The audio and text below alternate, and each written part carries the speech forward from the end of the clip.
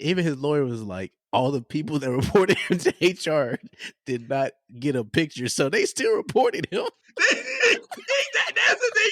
It's like, look, see them hating ass niggas talking, tell them niggas stop it. Move back, baby, run down Texas. Off the Berkey, boy, I'm dangerous. I'm in a double R, shit look like a spaceship. Everything is up there. So the folks come out. Yes, sir. Welcome back to Redacts Show. I'm your host, Wafiq, or Feek, with my co-host, my other host. it's your co-host Dana Dane in the building. After a long-awaited hiatus, Month long. we're back. Brother, some people just flew back in after coming from customs and all over the globe. We got global ass nigga right here. Redacted, these redacts are global right now. I need y'all to come to us correctly. The global Redacts. But before we get into all of that stuff, we have a lot of stuff to talk about because a lot of stuff happened since the last time we've had our episode. So it's going to be a long one. Pause. But just stick with us. And there may be some rants on here. I'm already looking at some of these and my blood pressure is already getting high. But with that being said, before we get into either, use your words. Before we get into any of these topics, I just want to remind you guys, please, we really thank you guys for your support. Make sure you guys rate us a 5-star, share. Please spread word of mouth. We really do appreciate you guys messing with the IG reels and TikToks. You know, we really do appreciate that. And if you see any of us, y'all probably, most of our fan base is in the state of Texas. So if you see feet, just, don't be a stranger and tell them what's up. Make sure you got your water in hand. If not, he might slap the shit out you. Might check him. Yeah, just check him a little bit. But the first couple of stuff is more just like, just checking in with each other, man. Feet just came from the Frenchies. Paris. From Paris. How was that trip? It was pretty good, man. So for people that don't know, I went to the Paris Olympics. Got to see one of my friends, Bryce, run in the 4x4. He got a gold medal, and then he also ran the mixed 4x4. They got silver and broke a world record. So that was real tight. But honestly, that experience, it was crazy, man. I don't think I've ever been in a arena or any place that's been that loud. Like every time a French athlete would come on the screen or they mention their name, the whole fucking arena, they'd be yelling something. They'd be like, "Les Bleus, Les Bleus, Les Bleus," something. I don't know what they were saying, but it was live, and it was dope to see like people from pretty much every single country there. Like it was a dude from like Norway or somewhere. He was like walking up the steps and somebody else had an American flag, and he was like, "Hey, you want some of this?" And then they just hugged and took a picture together. I was like, "What the? Like this shit is dope." It was real cool. So definitely gonna try to go to LA Olympics, but LA is kind of, I don't like LA that much, but I'll go for the Olympics. Yeah, I can only imagine LA Olympics, man. It's already so like congested over there and all that. Like they're already working on construction projects for like getting prepared for the Olympics. And man, good luck to them people. As long as they don't go in South Central or Compton, Watts. So, bro, it's gonna be a lot of people getting robbed. I can't lie. And I think that, bro, the thing is, like, I don't know how it's not gonna be up to date, their public transportation, because in Paris they had like the train system and buses, but those buses, like, here in the metro, the next metro may be like 30 minutes to 45 minutes before it get there. They buses was getting there every like 5 minutes. Like you legit They're would be probably like working on something like that, or just some sort of metro line where to add more workers and then more bus stops for all that stuff. And then I highly doubt everything is going to be in LA. You might have some stuff in other states or other areas of California as the state. Like maybe they might have some events in Sacramento, I don't know, or San San Francisco. Diego, LA adjacent. Yeah. They're like, yeah, you're in LA. Imagine you get a hotel in LA and the event you go to, you didn't realize in like San Francisco. I'd hate America. Did you tell anyone about the Redacted show? We got some French listeners. Did I?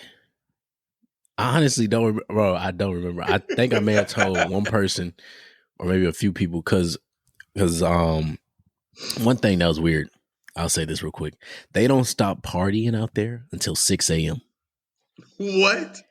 When I tell you I went somewhere with it was me, Josh, because Josh was out there.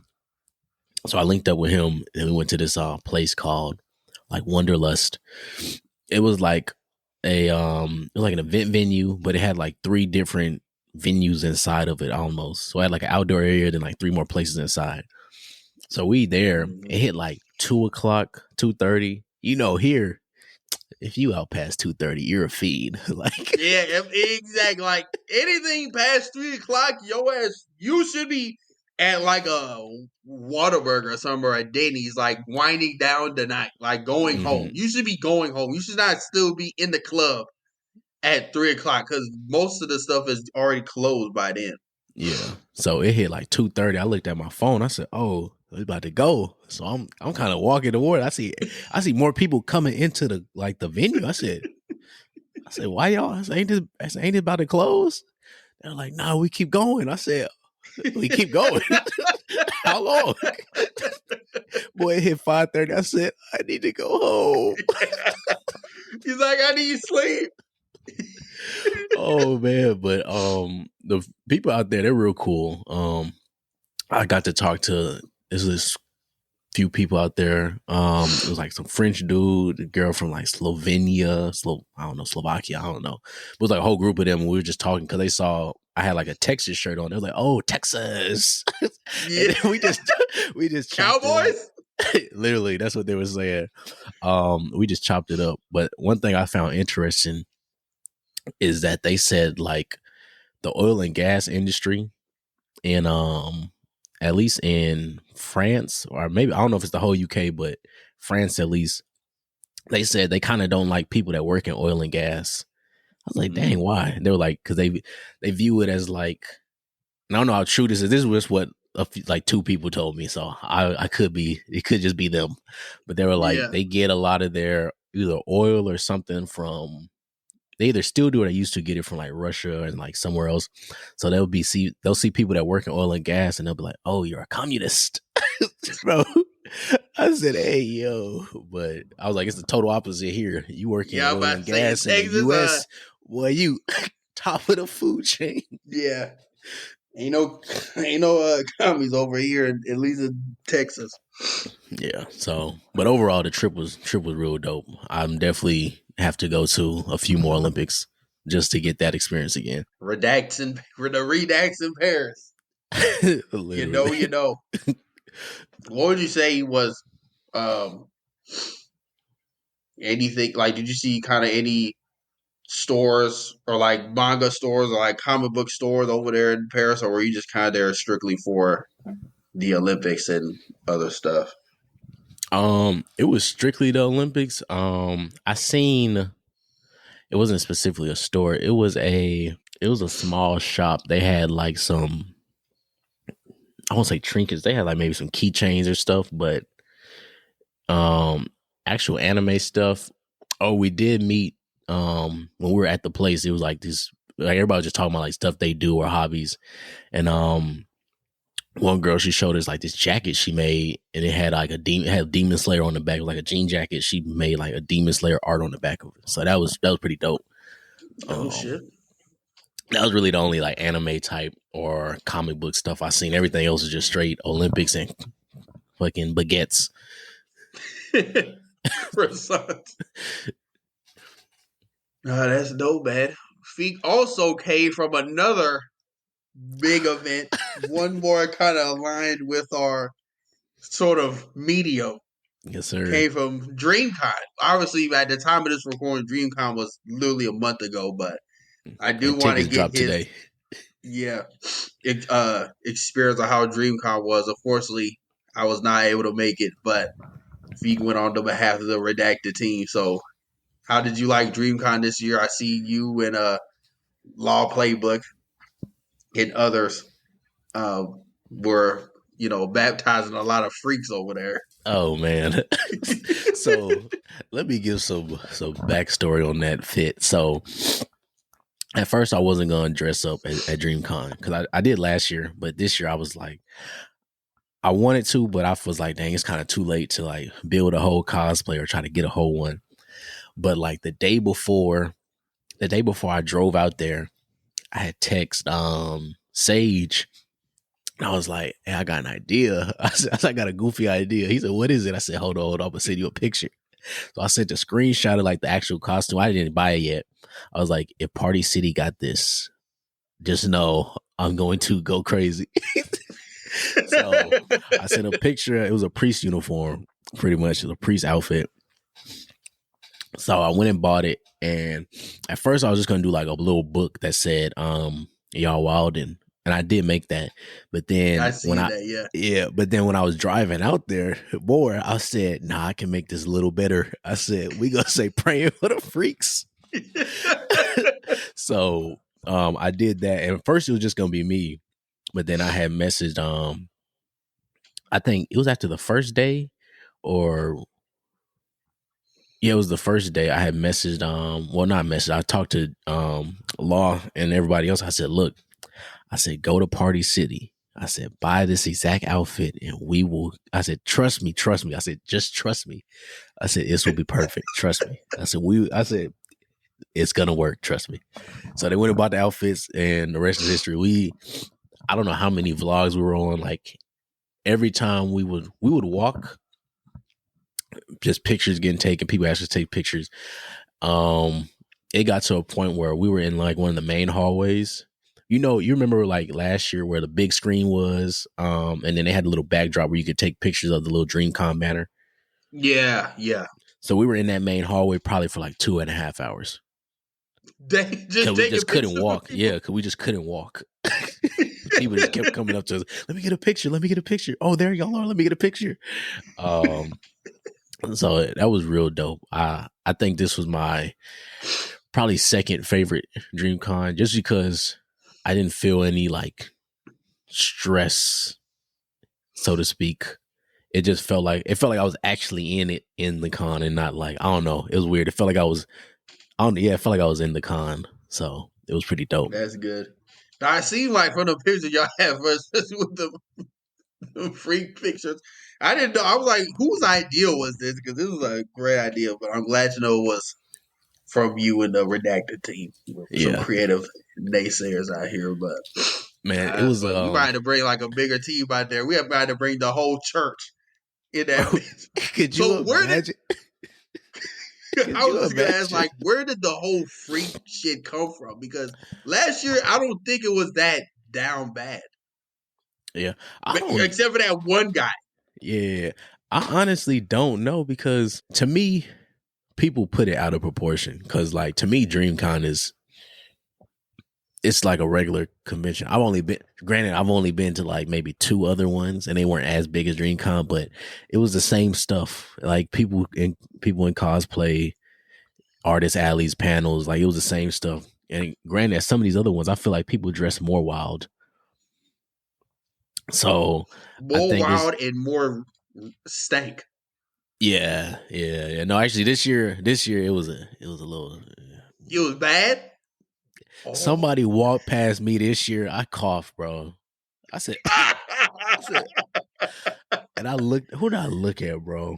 I think I looked at Javon or I looked at somebody. I said, "What the fuck?" No, it was Javon, bro. Because we went. Oh, look, this is what it was, bro. We went to this panel, man. This year, I only went to like 2 panels. I was mainly just talking and walking around this time, but we went to this one panel and we were looking for open seats. And I said, "Oh, it's some over there." I should have known that's why they were open. Boy, we walked over there, sat down. I started sniffing. I said, "Hey, yo," I said, "I'm not going to lie to y'all. Somebody, I said somebody in here smell bad. Somebody smell like shit. Somebody smell like shit. Boy. And like usually I can just kind of like make my mind go off the smell, but this one it was Nah. you know that you know that stench that smells sharp. Yeah. Ooh. It cut through the hair. Ooh, I hate Boy. that. That should be cutting hard. I That was should be sitting cutting. down. I said, I said we need to go. I said we need to move. You had that Tanjiro smell. Imagine Tanjiro in that bitch. He might have died if he smelled some shit like that. He's like, there's no way a demon could produce this. This is worse. Yeah, but outside of that one smell, for the most part, it was pretty dope. But as for the freak things and people talking about it being freak con, that's just people trying to I feel like that's just people putting not a bad image, but an image that's not really there on the convention. Because then when you do that, you start getting them weirdos that come to the convention that's like looking like begging for like, you know what I mean, begging for it. And then it's so like, like right, they bro. did something similar last year in terms of like, oh, it was way too many people. Like they were trying to find something to like, yeah, like it was trying to find some negative to highlight about DreamCon, I guess to kind of deter people from coming. Now, the free thing, to me, was pulled out of thin air because I'm like, there's no way. I mean, the only thing that was, I guess you could say, was down bad was that basically strip show that they had. Yeah, and even then, but that was only one thing. Yeah, and even then, you got to be like, I think you had to be like 18 or 21 plus to get in there. So it's you like had to be of age. But yeah, I'm like, people just trying to find any negative to kind of put these cons down. I'm just like, okay, y'all say these. You're gonna have the wrong type of people at these cons. Hell, the ticket is the 23rd as of today. Tickets drop tonight at 7 p.m. You're gonna have some real freaks, especially in the city of Houston now. That is, I know Sauce Walker gonna pull up. That's what I already know. He gonna pull up. I know because he go to because he be going to what's the one that be at George R. Brown Houston? Is it Comic-Con? Not Comic-Con. Nah, or like Comic Palooza. It might be Comic Palooza. One of those. I know he be going to that already. So it's gonna be a black one. Yeah, we're gonna see Sauce Walker. We're gonna see some more Houston artists out there. It's gonna be dope though for the city. Travis Scott. Travis ain't coming. That would be funny though if he showed up. But yeah, what are your thoughts on it being in Houston? I'm glad. To me, I think it just makes the most sense. Yeah, it should have been here last year, but I ain't mad at them being close to their home. But I'm glad it's here, man. That means no hotel, no Ubering. For real, I might Uber just so I don't have park, but I don't got to pay for a hotel. I don't got to worry about buying food all the time. I'm gonna have food in my own crib, and then I just relax. Like the luxury of coming home is undefeated. It's like there's nothing to it. There's nothing that beats that. Yeah, so I'm real happy it's gonna be in Houston, and that means it's gonna be local. So more people gonna show up. You already know me. I already told our group chats. I said, look, y'all got no excuse now. Yeah, I see now. I'm like, you're 1,000% right. Y'all have no excuse now. Y'all messing me all the time. Dang, you should have told me it was coming up. Dang, what is no? It's in your backyard now. The tickets drop tonight. Now we're not getting on that. I'm not buying. I'm gonna get them in the later rounds. I'm not even gonna buy a ticket. I'm gonna tell you right now. They giving me a ticket. I'll see y'all at DreamCon. Hey, y'all heard it here first, folks. Hey, we getting that invite, man. It's too close. It's too close to home. But yeah, I'm excited for it being in Houston. Definitely be a reason to come back home. Mm-hmm. End of May 30th to the 1st of June. Is it May? Yeah, they moved it to the very last weekend of May. Okay. Yeah, that'd be really dope. Then by that time it won't be prime summertime. School will just be out around there. Yeah, it's May 30th to June 1st. So yeah, I think this has the potential to be definitely the biggest Dreamcon yet, especially George R. Brown. That's a big Bro, convention center. huge. George R. Brown's like three stories, ain't it? Or am I tripping? It's something. So. It's huge, bro. It's huge. The only thing I'm not excited for is like parking and just moving around and stuff. But like you said, it's back home.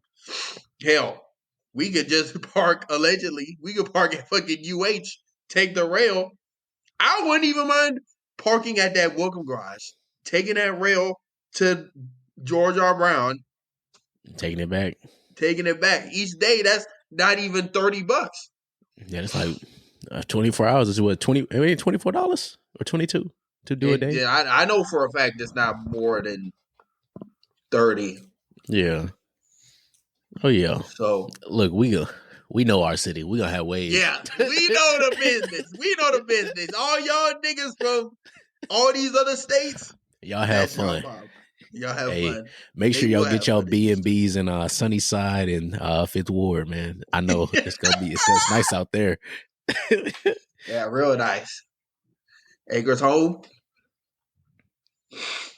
Acres Home is crazy. Imagine. Oh man, have you seen this tweet this girl had put on something talking about like just got my first bought my first B&B, check looking for it, and somebody's like, what the other side of the street look like? Yeah, I see that. Cause my thing is, you see houses like that in Houston. That's how y'all house is, damn near. Hey, y'all house clean and everything else dirty. Everything else out of the projects. Y'all niggas live in the projects. You'll have a 3-foot duplex and everything else you down there in a trailer park home. Gentrification at its finest. But with that being said, we're going to go ahead and get into the main topics. Yes, sir. So first things first, House of the Dragon, that ended like a couple weeks ago. It's been a minute. Again, we know a lot of stuff has happened since we've been gone.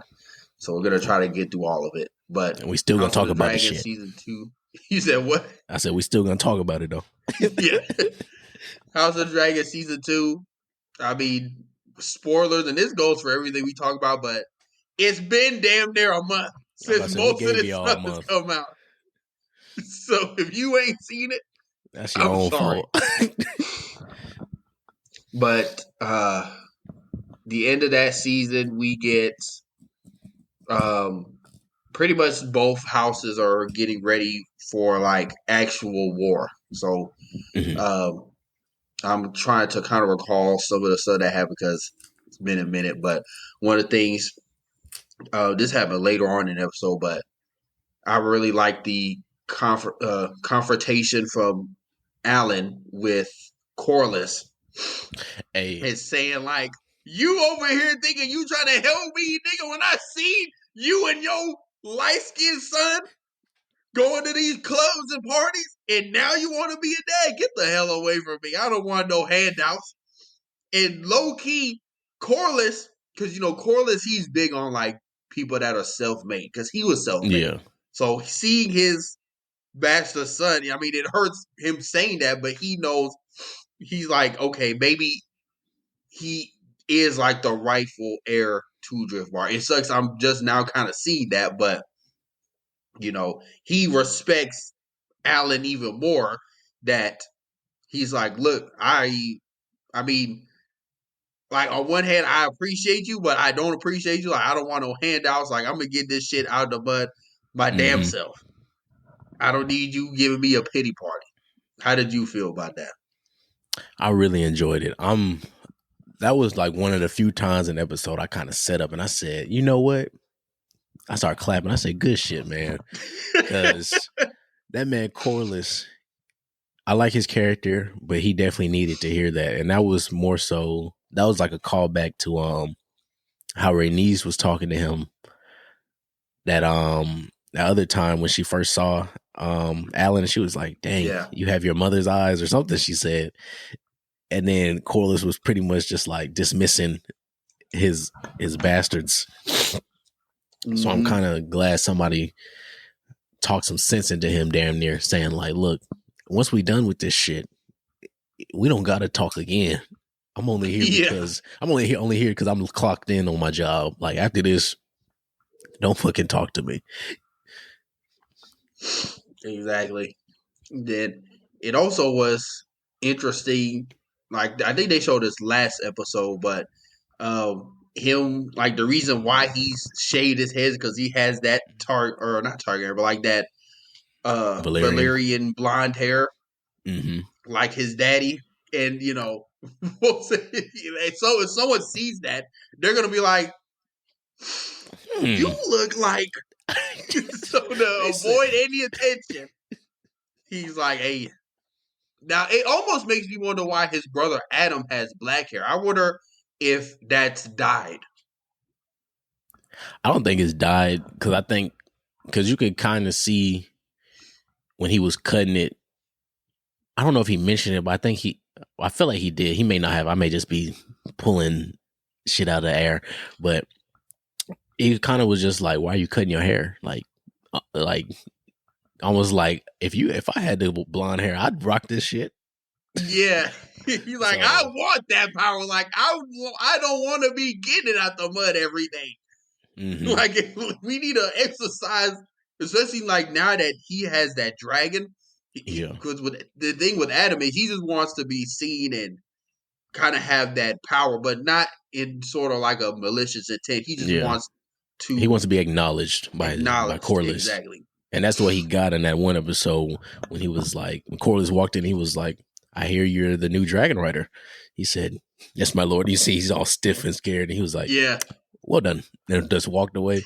That was the acknowledgement of him saying, like, "I see you now." Yeah. Yep. Like it took a whole ass dragon, but hey, you're like, we're here now. We're in Dragonstone. Another thing, Aemond, he's starting to like become unhinged because now we see we low key see, especially at the end of episode 7, that like we're kind of like at that point we see the Rhaenyra got, you know, the bastards from King's Landing to trade to claim their dragon. So they're like, now he's outnumbered. Now Vhagar can't sneak on nobody. She get ganged up on. She might get clapped, especially by Vermithor and Silverwing alone. Yeah. So now he's just itching for any sort of advantage, which is why he's kind of pushing and tugging on Helena because she has a big dragon too, but she not no dragon rider. You said what? I said she not no dragon rider. Exactly, she's not a dragon rider. So, she's like, "Hey man, like I'm not built for that. Like, get away from me." When he went on that little balcony and was like harassing her, saying like, "You need to ride out with Dreamfire out here," and she was like, "You're gonna die in 3 days." Yeah. She looked that nigga dead in his eyes and said, "You're gonna die soon."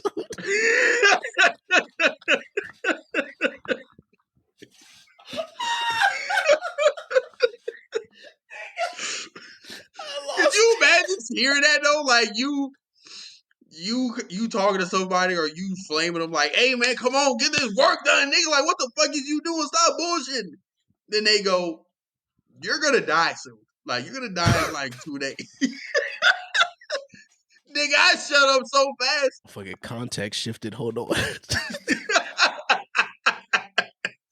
As Feig fixes his eyes. Yeah, that was a pretty powerful conversation. And I feel like in that, he low-key was I think, expressing his love, so to speak, to Helena, because Eamon is the one who is like all studious and kind of like a, he's in the history and he's very chivalrous, even though he's a bit arrogant and kind of a dickhead. But I feel like in that conversation, he was explaining his love to Helena in a sense of like, look, like we can rule together. I think that's going to be explored even more in season 3. I think he's going to try to maybe propose or get her to marry him, because I feel like there were inklings of that when they were younger as boys, and brother and sister and all that, which is still a crazy thing to think about, the whole Targaryen ancestry. Maybe if they weren't doing all that nonsense, we wouldn't get people like the Mad King and all these people with these crazy dreams. But yeah, so that was a pretty big scene. Also, the scene towards the like very end of that episode when Rhaenyra and Alicent had that conversation at the end, when Alicent kind of extended that olive branch to Rhaenyra as she did earlier in the season. I guess Alicent is, at this point, Alicent is like, you know what? I fucked up. I'm tired of being here. My son don't want to be here. My other son is half burnt because his brother tried to kill him. And my daughter, Loki, looks at me as a monster. And I caused all of that because she thought she did what's right. And as her last stint of trying to be right or trying to be better, she goes to Alicent in one last, I guess, pitch for peace and diplomacy. And Rhaenyra is like, I'm not trying to hear that. Like, when I went to you last time, you kind of were, you were pretty much backwards in the sense of, like, there's nothing I could do. But in that seat, Alicent was like, hey, man, like, there's nothing I could do. Like, all these people, my voice is gone in this council. Like, they're going to go about this war whether I wanted to or not. But so it was interesting to see that kind of turn of events in this final episode.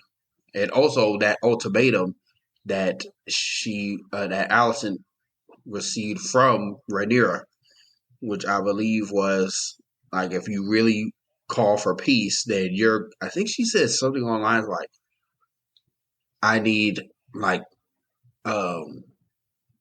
Aegon's head. Like, you need to kill him, and then I know you're serious. Like, get rid of him, make me the ruler like my father said I was going to be, and we're going to be all right. And with that, Feek is now back. Okay. My bad. Nah, you're good. I just was kind of talking about the finish of like the point about Alicent, or finish of the point about Aemon and Helena's conversation. Okay. And how I feel like that's kind of a secret love affair that Aemon has for Helena, and they're going to explore that in season 3. And I was talking about Rhaenyra and Alicent's conversation at the final end of episode 8, and kind of was talking about how that at the end where Rhaenyra gave Alicent that ultimatum, like, look, if you really want peace, I'm going to need old boy head. And that was really conflicting for her, obviously, because it's like, on one hand, like, I want peace, but at the same time, she's still a mother, and I still have love for my children, even though they may not love me at this moment. Yeah. And some of them are kind of dickheads. All of them, except for Helena and what's his name? The one that don't live with them. Yeah, Daron. Yeah. But yeah, were there any, I guess, other instances in the episode that you thought was pretty cool? Yeah, I say one big one, and it made me not hate their character as much now is the Kristen Cole and Allison's brother. I forgot his name. Their conversation. Gwen. Yeah, because Gwen pretty much pulled up on him. Granted, this is in front of everybody. He pulled up on him and was like, "You fucking my sister," and I know this. And then Kristen Cole pretty much looked at him and said, "Look, bro, we all gonna die soon, so it don't matter." He said, "You seen what them dragons did last week?" He said, "We're fighting for nothing, bro." But just that little monologue he went on, it made me appreciate his character a little bit more because you can kind of see in his headspace right now. He's like, "Look, bro, I'm serving the crown and all this, but this shit is really just like it's nothing good that's about to happen from this."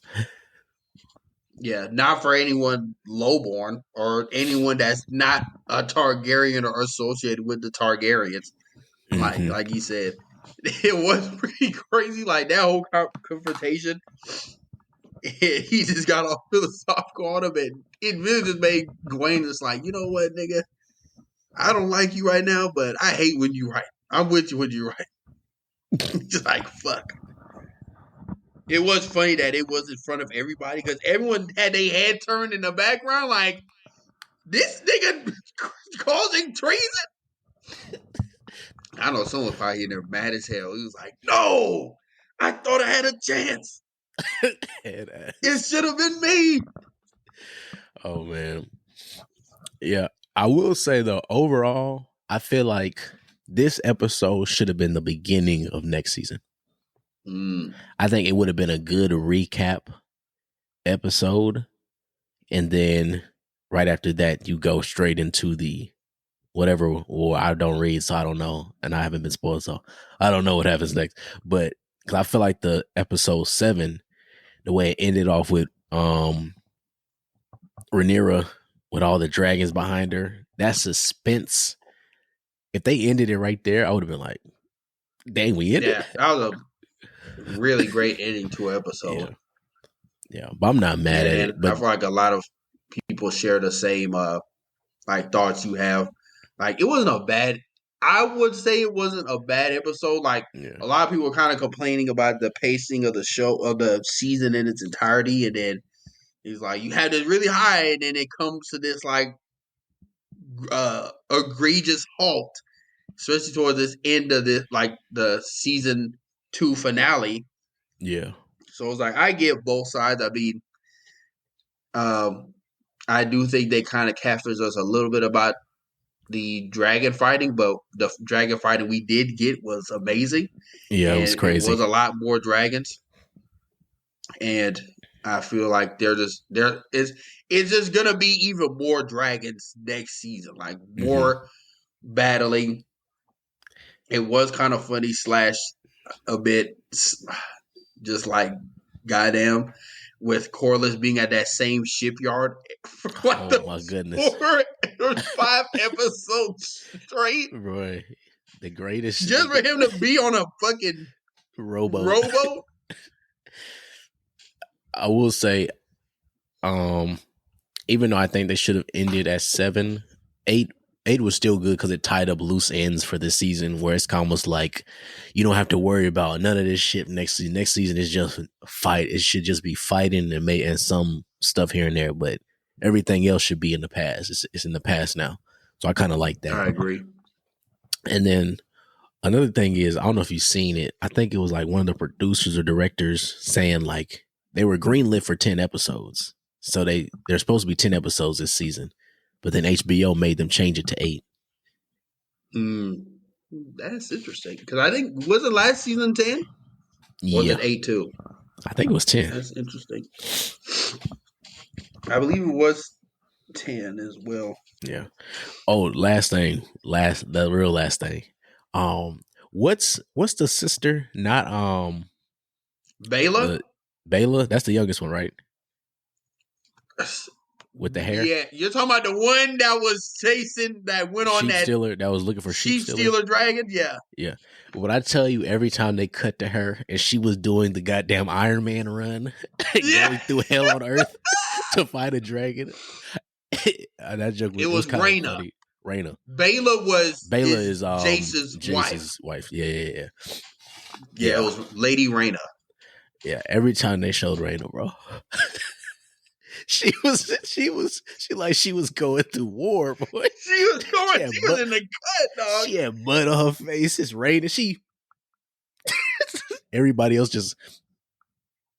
I said, all right. Yeah, just going by their business. Yeah. So I'm real interested to see, because I know they said they changed. I know that's changed from the books. Her getting Sheep Stealer, because there was supposed to be some side character named like Nettle or something. Mm. So, but yeah, all in all, I can't wait for next season. How did you feel? I guess last thing, and we'll move on to the next topic. How did you feel about the vision and kind of dream That Damon got. Damon had, and then kind of like the shift and turnaround he had to Rhaenyra when she pulled up on him. For the Harrenhal stuff as a whole, I know some people were like they didn't like it. I kind of liked it because it was almost like a relaxed goofiness, because it was kind of just so out of there that I was like, all right, this stuff goofy. And then Simon was funny too. But overall, the vision was cool, but it was kind of just like, I guess. I don't know. Yeah. I like if it didn't go all the way to showing Daenerys, I think I would have liked it more. If it stopped at the White Walkers, I think I would have liked that. But since it went all the way to Daenerys, I was kind of like, you remind me. You reminded me what happened. But I think it was straight. I will say I don't know why they kept making Damon seem like he was gonna betray Rhaenyra, because I feel like he's always, even when he is an asshole to his family, he always has their best interest in mind.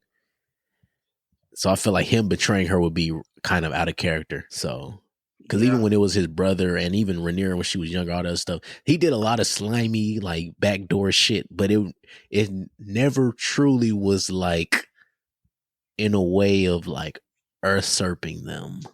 Yeah, like it wasn't real treason. It was just like, it was like bad I'm gonna decisions. do my own thing for the betterment of the group. You may not agree, but I'm doing it for the both of us. And everyone else is like, no, nigga, you're doing this for you because you're crazy. Yeah, so he was just misunderstood. That's all. But next, probably the biggest movie of the year right now, I'm calling it Deadpool Wolverine. Ooh, I'm about to make a name of myself here. We could to go on like a whole hour or some change talking about this movie, but like we said, we have a lot to get through, so we're not going to do that. I would like to highlight some of our favorite moments and kind of give a quick, semi-spoilery review / how we thought about it. Because again, the movie's been out for about a month now. It's already passed $1 billion, which I think is the highest gross, the highest a R-rated movie has ever made. I don't think an R-rated movie has ever made $1 billion. So it's like making waves. It's a great movie. I thought it was really entertaining. I saw it twice. First time was like pure shock value. A lot of the cameos, which I don't even think were more so cameos. They were more so like unannounced actors, because all of the cameos, quotations, had like a role in the story. They weren't just like how it was in Multiverse of Madness, where you have John Krasinski there literally as just straight fan service. Yeah. Like it was fan service plus they get a closing story to their character that they never got.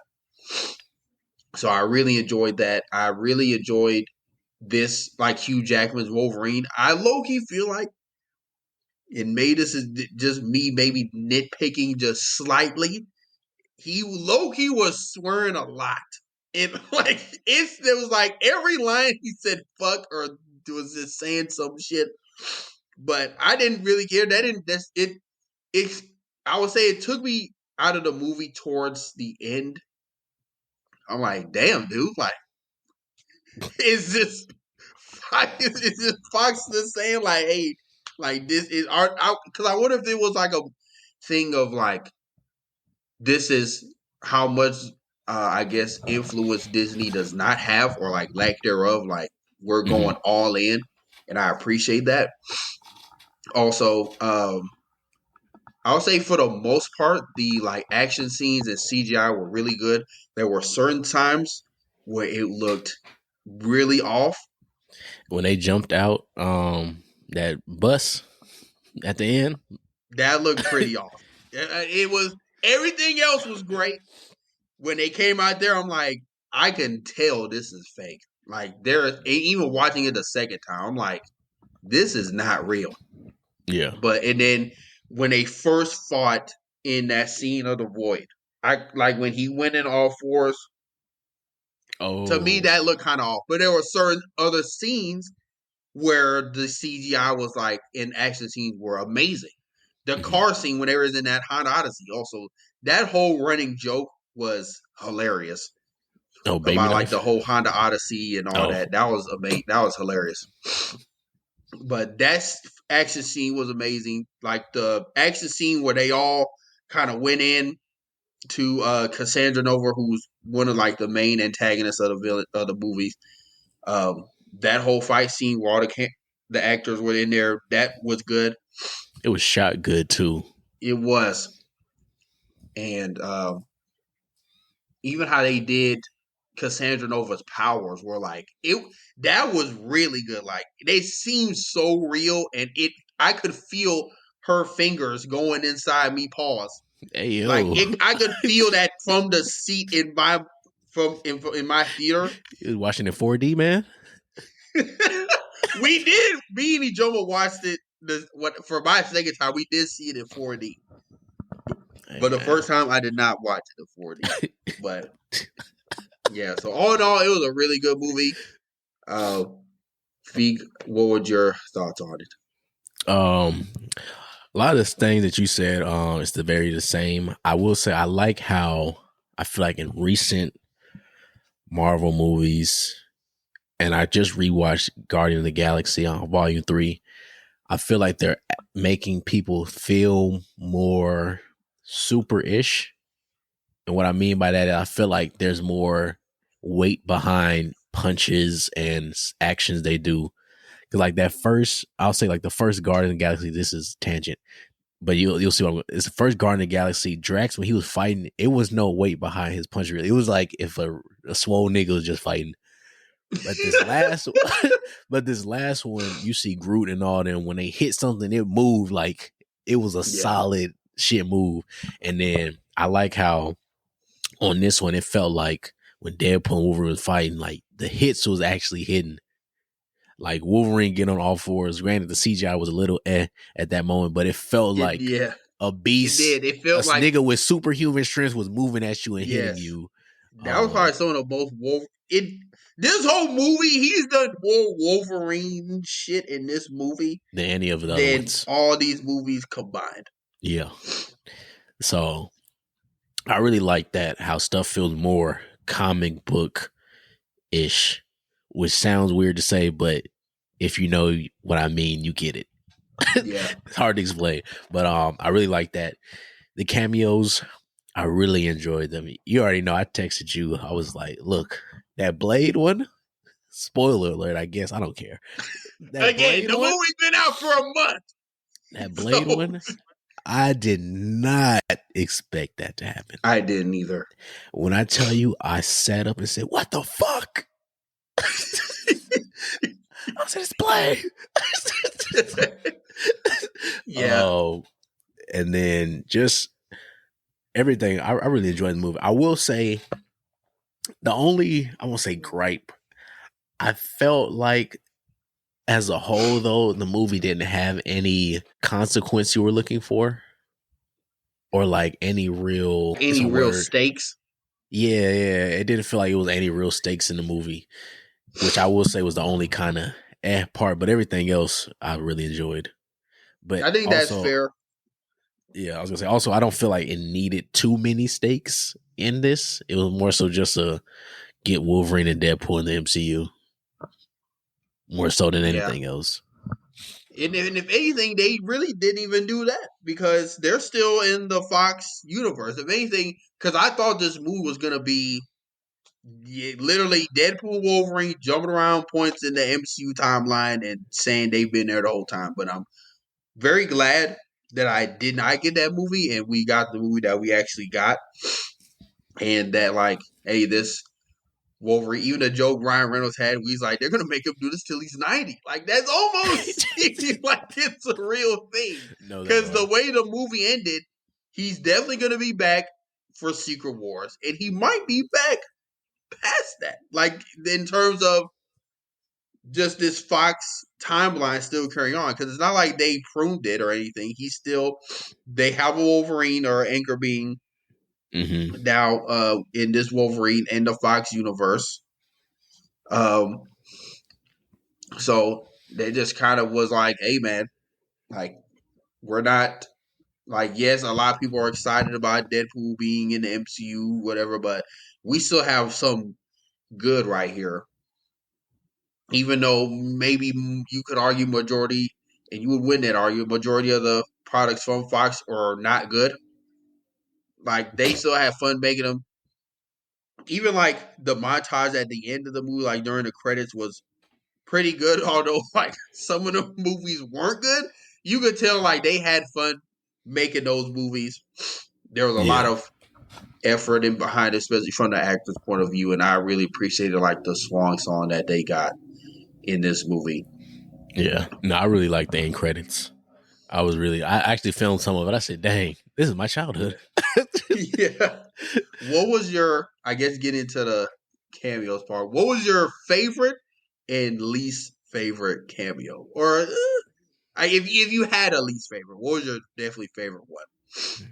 Favorite one was for sure Blade, and I think a funny one was Johnny Storm. Yeah. Because look, Chris Evans showed up. I 100% thought it was Captain America. I did too. I didn't think it was gonna be, because when he jumped down and then Deadpool was like, "Oh, he's gonna say it. He's gonna say it." I thought he was gonna say Avengers Assemble, or I thought he was gonna kick the sand and a shield was gonna come up. When that nigga said "Flame on," our whole theater said, "Hey yo!" So, I like those. Least favorite. I don't really have a least favorite. I will say somebody I didn't care to see was Toad. I don't like Toad. I don't like him as a mutant. So I didn't want to see. I didn't really need to see him. Yeah. I would agree that my favorite cameo I saw was Blade. I like the only, I guess, cameos or unannounced actors that I knew were going to be in the movie were Sabretooth, and that was kind of it. Like I only knew Sabretooth was going to be in the movie, Yeah, I knew Sabretooth. and I've heard rumblings of Blade, but I didn't believe it. The Channing Tatum one as That Gambit, one, that caught me off guard. Like I 100% was off like, guard. I bust out laughing because I'm like, there's no fucking way they actually pulled this off. If I had, I'd tip my hat to him because I'm like, there's no way they pulled this shit off. And his whole character was hilarious. He was great. That movie just proved to me I do not need to see a Channing Tatum Gambit movie. I don't need that, but I'm glad I got somewhat of that in this Deadpool Wolverine movie. The line about like who's your dialect coach? Was it the Minions? That was hilarious. No, that was funny as hell. And then when Blade was like, or when Ryan Reynolds was like, "Hey Blade, I thought you retired." He was like, He said, retarded. when he said, I cried laughing. I'm like, I immediately thought of Jax and you because I'm like, Jack, you and Jax might actually cry when y'all hear him say this. So like, there's no way they got away with this in other stuff in this movie in 2024. Yeah, And then that coexist sticker on that Hot Odyssey, that was bro. hilarious. That was funny because I be seeing them. I be seeing those stickers in Houston all the time. I seen it on someone's car the other day this week. So that was funny. But yeah, I also liked Channing Tatum's Gambit because he actually was doing Gambit shit. Like his action scenes were some of the best scenes out of the whole entire movie. I put his second just to literally the main people, Wolverine and Deadpool. His was the best. Yeah. And it made me really think like, just put him in a movie, bro. Just no. He may not. He may not. Yeah, bro. Put him in. Bro, them action scenes. I don't want to see that, bro. I need. You are more. No, bro. I appreciate Ryan Reynolds hooking him up and putting him in this movie and allowing him to because he really wanted to be Gambit. Like that was a project he really wanted. And I appreciate Ryan Reynolds for hooking him up and helping him out, but I do not need a Channing Tatum Gambit movie in my life. Bro, I don't need good, that. bro.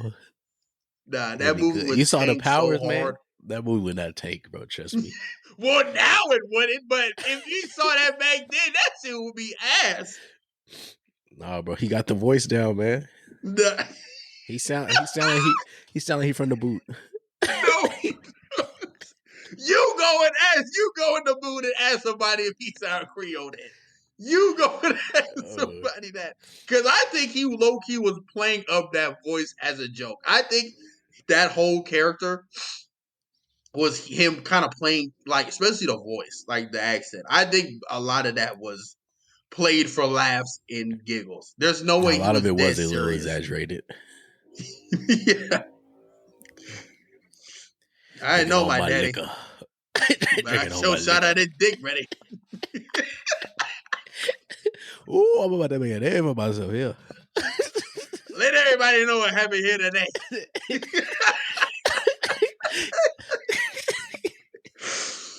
Oh man, he's like a walking. That whole shit is like a walking meme.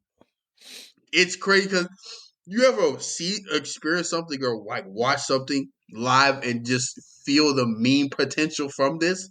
Yeah. That's how I felt watching him talk. I'm like, they're about to meme the fuck out of him. And sure enough, everywhere. You can't go anywhere without not hearing that. Or on Twitter at least. Yeah, I really love that movie. How did you feel about Mr. Paradox and then Cassandra Nova? Mr. Paradox, he was all right. He was funny, but he was more funny to me because I've seen I know you probably haven't watched this show. It's called Succession. And Joma told me he was in there too. Yeah, he's in Succession, and he's a comedian. He's an actual comedian, but he's in Succession. He's hilarious. So seeing him in there, I could only think about his character in Succession. So I was laughing more than probably the average person was at the shit he was saying. So I liked his character. I will say it was kind of like a meh character, so to speak. I really liked Cassandra Nova's character though. I really enjoyed her character. Yeah. Especially when she was like, what did they do? They were doing something. They thought they were beating her. And she was like, what are y'all doing? Oh, yeah.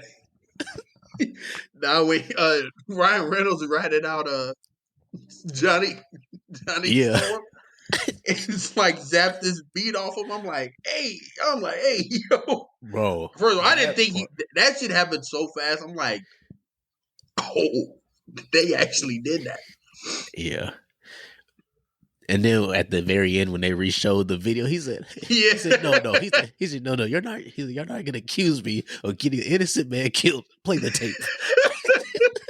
And then they showed him. He said, you want to know what I think about Cassandra Nova? You want to know what I think about her? She's a low down, dirty bitch. Oh yeah, no, that was perfect. I like that stuff. And I feel like that end credit scene, that was probably one of the few times where I was not mad at them doing an end credit scene, ending a running joke throughout the movie. Like, because most of the time they'll do like, especially Multiverse of Madness when they had that Papa Pizza or that whole shit at the end. Oh yeah. I'm like, come on. Like, I didn't really care about that. Then they did it with something else. Like that, I think the Marvels. Didn't they do some with them cats at the end? The cat. You heard the cat throw up, didn't you? No, I that might be wasn't tripping Marvels. That because was no, the Marvels had like Kamala Khan meet up with old girl from old girl Arrow. from I mean, not Hawkeye, and Arrow, then Hawkeye. that X-Men Yeah. end credit scene. Yeah, the cat throwing up was from fucking. It's from a different one. Is it Miss Marvel? It might have been like the ending of Miss Marvel, like towards the very end of that. It's one of those. Anyway, Yeah. but yeah, I really like this movie. I might see it a third time when it gets to Disney Plus. I don't know. Might be up there for maybe definitely best Deadpool movie. I don't know because that first one was still really good, but I think this is the best one to me. it's definitely neck and neck. It's one to pick them, and then we know a second one, even though it was decent, it's definitely like the weaker of the three or weakest of the three. But yeah, what how did you feel about like the ending? And now that I guess Wolverine is back to at least 90. Yeah, I liked it. I kind of liked that they kind of had like a calm ending. It was kind of like the party. It kind of like gave everybody, I guess, a relaxed feel. I like that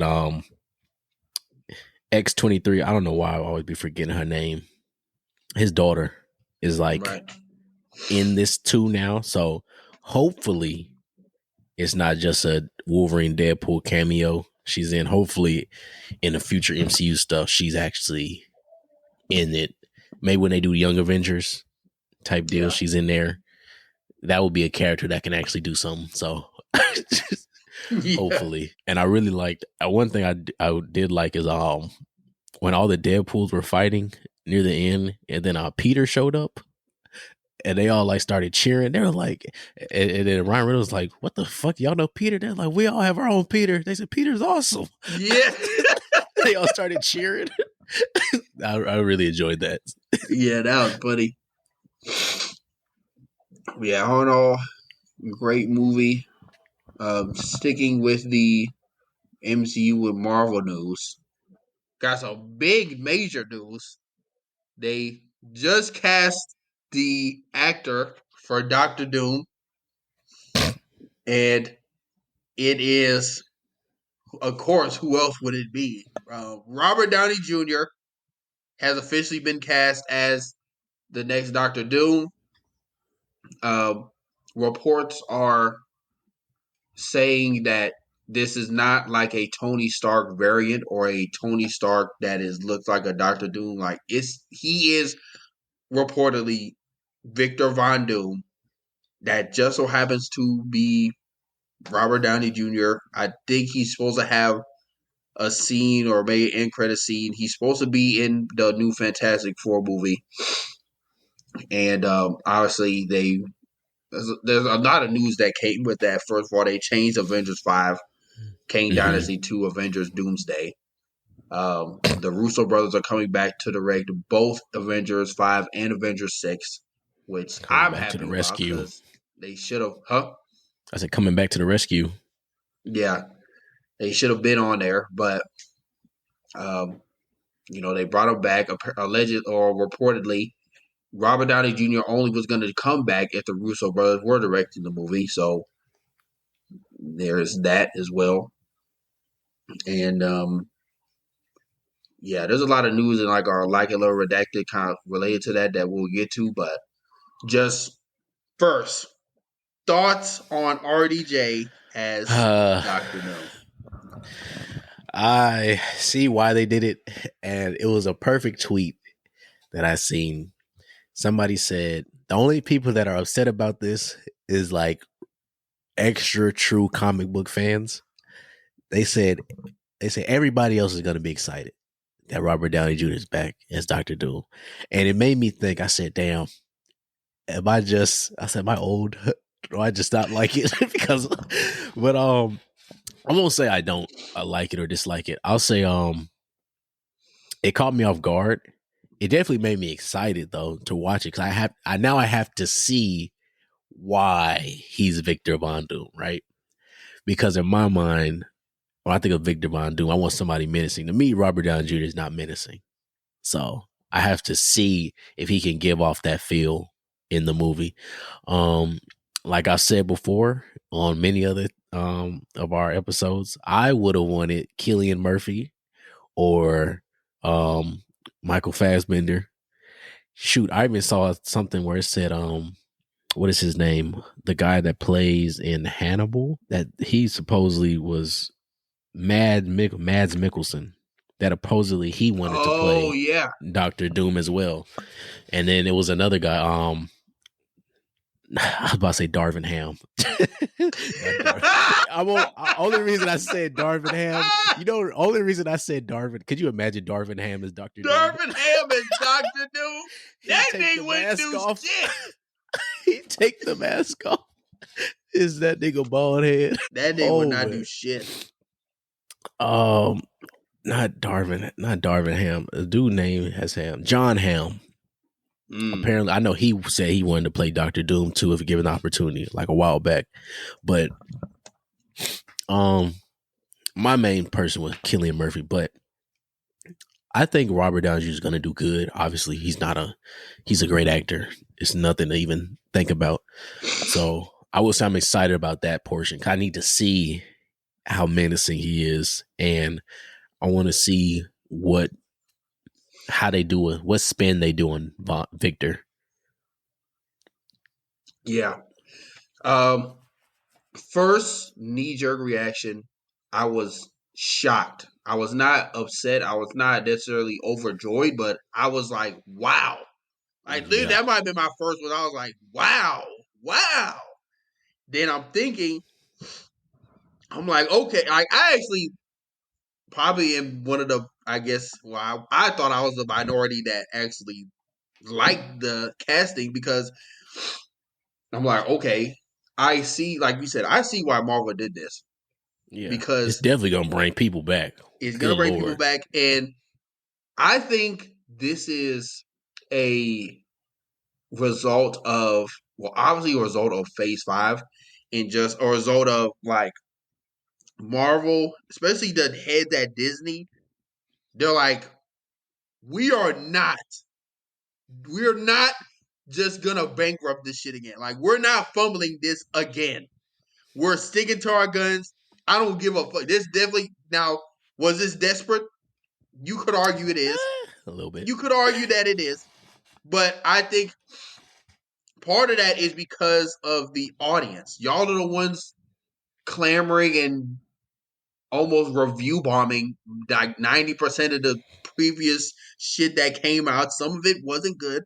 Some of it didn't deserve to be review bombed, i.e. the Marvels, i.e. Moon Knight, i.e. She-Hulk, and other, like, it's just a culmination of the audience shitting on Marvel trying new things. And the heads at Marvel and Disney are like, well, we tried the new shit. Clearly it ain't working. Now we got to go for broke, essentially. Mm-hmm. And does it suck? Obviously, there's other actors out there, but it's not like they chose some random ass nigga. Like, Robert Downey Jr. is a great actor. I think he'll be able to pull this off. I think he can give off that menacing vibe because, I mean, he's done just a lot. Like, on one hand, it's sad because I think, like, another maybe well-known actor like a Cillian Murphy or a Michael Fassbender or a Henry Cavill. No, Henry Cavill Wolverine. Yeah, the Calverine, Cavill Doom. I don't. But Tyrese. And then I seen like some discourse online about people, wanting it to be a Romanian actor. I'm like, oh, when are they ever going to cast a Romanian actor? And to that, I'm just going to say, name me 5 Romanian actors. I want y'all to. I'm not even trying to be an asshole. I want y'all to name me 5 Romanian. I don't even know one. And this is just me being honest. I don't know these actors' nationalities, bro. I don't look up actors' nationalities like that, bro. I just say that it does, I guess, suck for that sect of audience, and like I feel for you. I'm sorry that it's not, but because I would get it if like they casted someone non-black as a black character. Like if they cast Ryan Gosling as a Black Panther, and it's like, okay, like I guess that's why I kind of equated it as. I'm like, I'm not gonna sit up here and say like I don't care because I'm not Romanian, so I get it and I feel for them, but that's not, again. It just goes back to like, it's hard to argue against Robert Downey Jr. It's just going to be, can he, I guess, make people kind of forget, which is going to be hard to do. Like, make people kind of see him in this new role as, like, Marvel's greatest villain ever made. And not Iron Man. Not That's the linchpin. thing. He needs to, I don't know, he just needs to not act like Tony Stark. I feel like if he can just not act like Tony Stark at all for the whole movie, it's gonna be great. It'll be great. But I feel like this minute he shows that smidge of like Tony, it's gonna be like, damn, bro. Yeah. And I guess my thing is, I wasn't really but I feel like a lot of people are making it a bigger deal than it is because, like, A, Robert Downey Jr. is a good actor. B, y'all do realize the nigga's gonna have a mask on. Like, we're not gonna see his face like that all the time. And even if you do see his face, if it's like the comics, it's gonna be deformed a little bit because that's why he has the whole mask and all that other stuff. Now, I don't think it'll be too deformed because not crazy still deformed. RDJ. I'm saying like it should be at least a little bit on the scar. It's gonna be scarred. Yeah. So I agree with that, but I'm excited. Like you said, it's getting people talking. It's getting people excited. Which is what it needs to do. Exactly. I think it did. It did the assignment. It got people talking, and it's got people interested to see how they execute this. See how the Russo brothers are going to introduce Dr. Doom,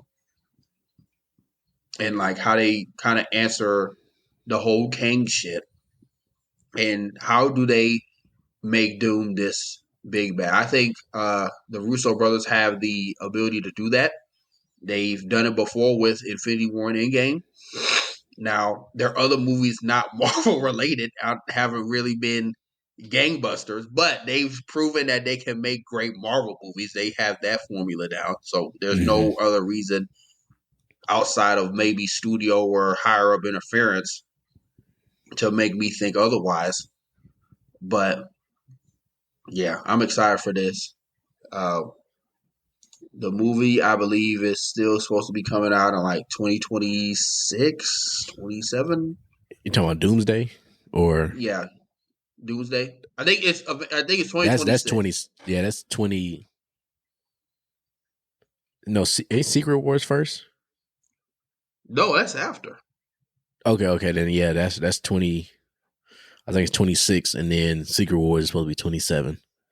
Yeah. So Fantastic Four is next year, May or July. I think May. Okay, I know it's supposed to be the same month as like Superman and like 3 other things. I know the month. If everything that's supposed to come out that month, it's just going to be like one of the most wild months of like movies in a while. That's going to be crazy. Like heavy hitters. Yep. But if anybody can save them, it might be the Russos. They just need to figure out how to tie up Kang. That's the only. They just need to throw a bomb in the goddamn fucking council room. Wipe them out, bro. Just wipe them out. Because you already killed apparently the most menacing Kang. This Kang was so bad he got banished. and he got Please, beat by some ass. please don't let me go on the rant, bro. Let's next topic, please. Oh, we gonna move on to the next My one. blood. I was about to go on a rant. We gonna move on to the next. I hate that shit. We gonna move on to the next one. Still keeping it Marvel. This originally was gonna be like a little redacted, but I think this was a discussion of so Beau DeMayo, for those who don't know, been living on a rock, was let go as the showrunner for X-Men 97 like 3 days within the actual show airing its first season, and everyone was kind of up in arms, like that's kind of weird. Like, why would you fire someone so close to the show releasing that they made? They already made the first, or he already writ the stories for the first 2 seasons, and I was working on the 3rd season before he got fired. So more reports came out. I guess the reasons why he got fired, like a couple weeks ago, and all I'm gonna say is, the freaky if this is true, because he's already come down and like his lawyer, I think, denied it. But if this is true, this nigga is a freakazoid. I'm trying to look freaky for ass nigga. He's a 69 god. Hey, run for your life. hey, run for your life. Oh my gosh, I'm trying to find it. Pretty much, Beau DeMayo, like the reason why he was fired was because he was sending like basically like scandalous pics and damn near naked nudes to his coworkers and like kind of sexually. Yes, okay, so this is from Discussing Films. Beau DeMayo allegedly sent nude photos of himself in sexually suggestive, quote, hero poses of several young to several young male staffers working on X-Men 97, saying they could be used as inspiration. Quote, inspiration. He also allegedly groped an associate multiple times and emotionally / physically abusive was emotionally / physically abusive to other staffers. This source is from The Insider. Throw him under the jail if it's true, but throw him under the jail regardless. And then like a week or a few days after I've seen that report, Beau DeMayo's lawyers issue statement regarding allegations of Beau DeMayo's firing. My client never sent lewd videos and photos to his direct reports. This is a bold-faced lie and defamatory. No one who reported Beau to HR received an inappropriate video or photo. This is simply untrue. As a proud gay black man, I did not know that. Disney knew exactly who he was and what he stood for. That's why they did not tell him to stop his OnlyFans page. That I did hear that. Apparently, it was a rumor going around saying that apparently the reason why he was let go could be because of his OnlyFans page. But right here, they're saying that they knew about it. They were just like, we gonna let you do what you do. But so I'm gonna keep reading this. They let him be himself, which allowed his creativity to thrive. When they objected to his free speech rights and not complied with illegal NDAs, a certain person over there tried to replace him because he was becoming more successful than other creators. Ask Disney if his separation agreement illegally silenced him. Let me know what they say. Don't print this crap. It's wrong and defamatory. So I'm someone who is not super quick to come to a concrete accusation, but the shit ain't looking good. If it's looking one way, like with the whole Deshaun Watson shit, yes, it was alleged and all that, but if you got 25 people saying the same shit, that ain't coincidence. Somebody ain't lying. So somebody not lying. My thing is Disney known to do some shiesty shit to other, directors and showrunners and actors and all that? Or people. Yes. People, lives. You see that lawsuit? Yeah. Oh like my we know God. they're not holier than thou. We know that. But We know the mouse is crazy. We know that that Mickey. We mouse know is wicked. that mouse is. That mouse is wicked. Mouse is But crazy. I mean, is it still reasonable to believe maybe Beau DeMayo Something happened. something happened? Yes, I don't not doubt that. I believe that's plausible. I think maybe he got I think it's one of the cases maybe he got too comfortable I and was gonna say someone that. just did not like that. He got too comfortable with his peers and thought they were okay with that. I've been a victim of that.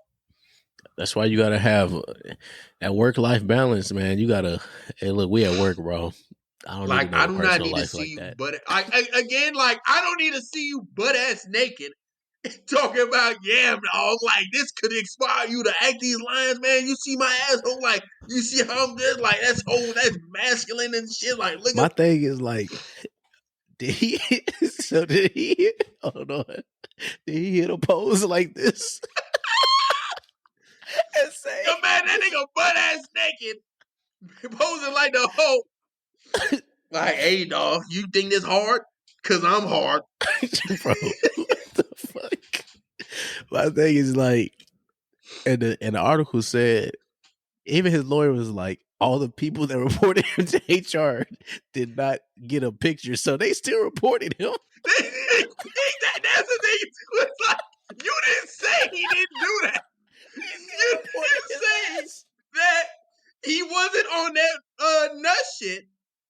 You just said there's no evidence, so they could say that, but there, no photo, no proof. You know what I'm saying? So that's where I'm like, that nigga did. He did It's something, again. bro. I'm not gonna say that, but it's not looking good. I'm leaning more towards he was being too comfortable Yeah. at work, and his And coworkers somebody and was like, staffers didn't like that at all, mhm. and they reported his ass. Yeah. That's what it looked like. It may not have been like the exact pics the way they describe him, but he got too comfortable with somebody that he shouldn't have. Or people. I think he just got too comfortable with everybody there, and everyone was just like, "Why does he keep doing this?" Like, I'm gonna say something because I'm getting uncomfortable. Yeah. And Sent his ass to HR. Now he mad. If they, this is me. I'm not playing devil's advocate because I don't do that shit. But my thing is like, if he had an OnlyFans, right, and you hire him, why didn't y'all just tell him stop? Granted, this isn't the OnlyFans isn't part of the problem. I don't think, but I'm just thinking about like that in like I guess in a public view. Yeah, because I'm like, if y'all knew he had one, why still let him? I guess, yeah, in their mind, they were thinking like maybe he has that outlet to exercise his creativity, maybe sexual urges in that medium. Yeah. But if y'all knew that and didn't like that, A, why hire him? Yeah. B, why let him do it? Just tell him like, hey man, we'll bring you on, but you have to stop this.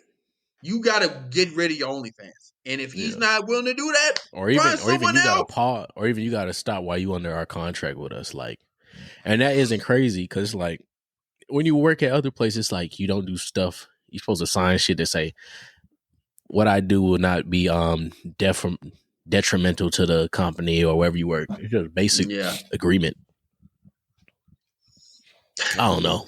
Yeah, I mean we don't know all the details, but I think me and you think we agree in a sense like he got too comfortable at work. People didn't like that. They reported him, and now he mad because the higher ups told him one thing like, "Yeah, be yourself, dog. Be yourself. We want you for you." He was too much of himself. Showed too much of himself. And they're like, yeah, we say be yourself, don't show us yourself. So yeah.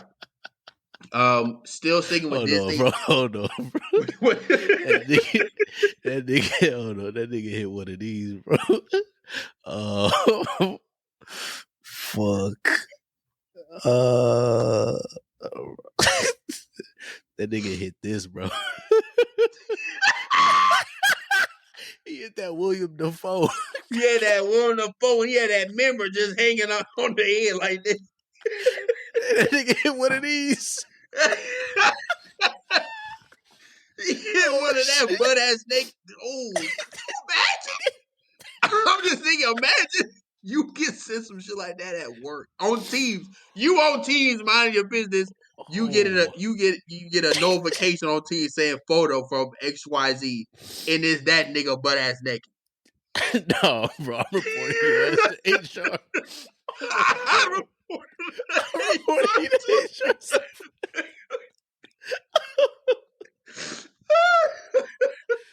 Oh my god! I'm reporting that nigga to HR too. I don't give a fuck. So I'm like, I'm not mad. I can't fucking breathe.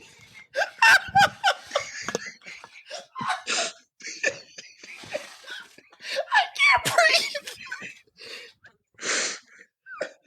Nah, so I'm not mad at if that's the case.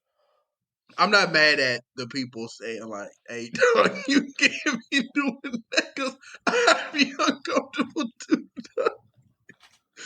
My thing is, what the hell? We gotta move on.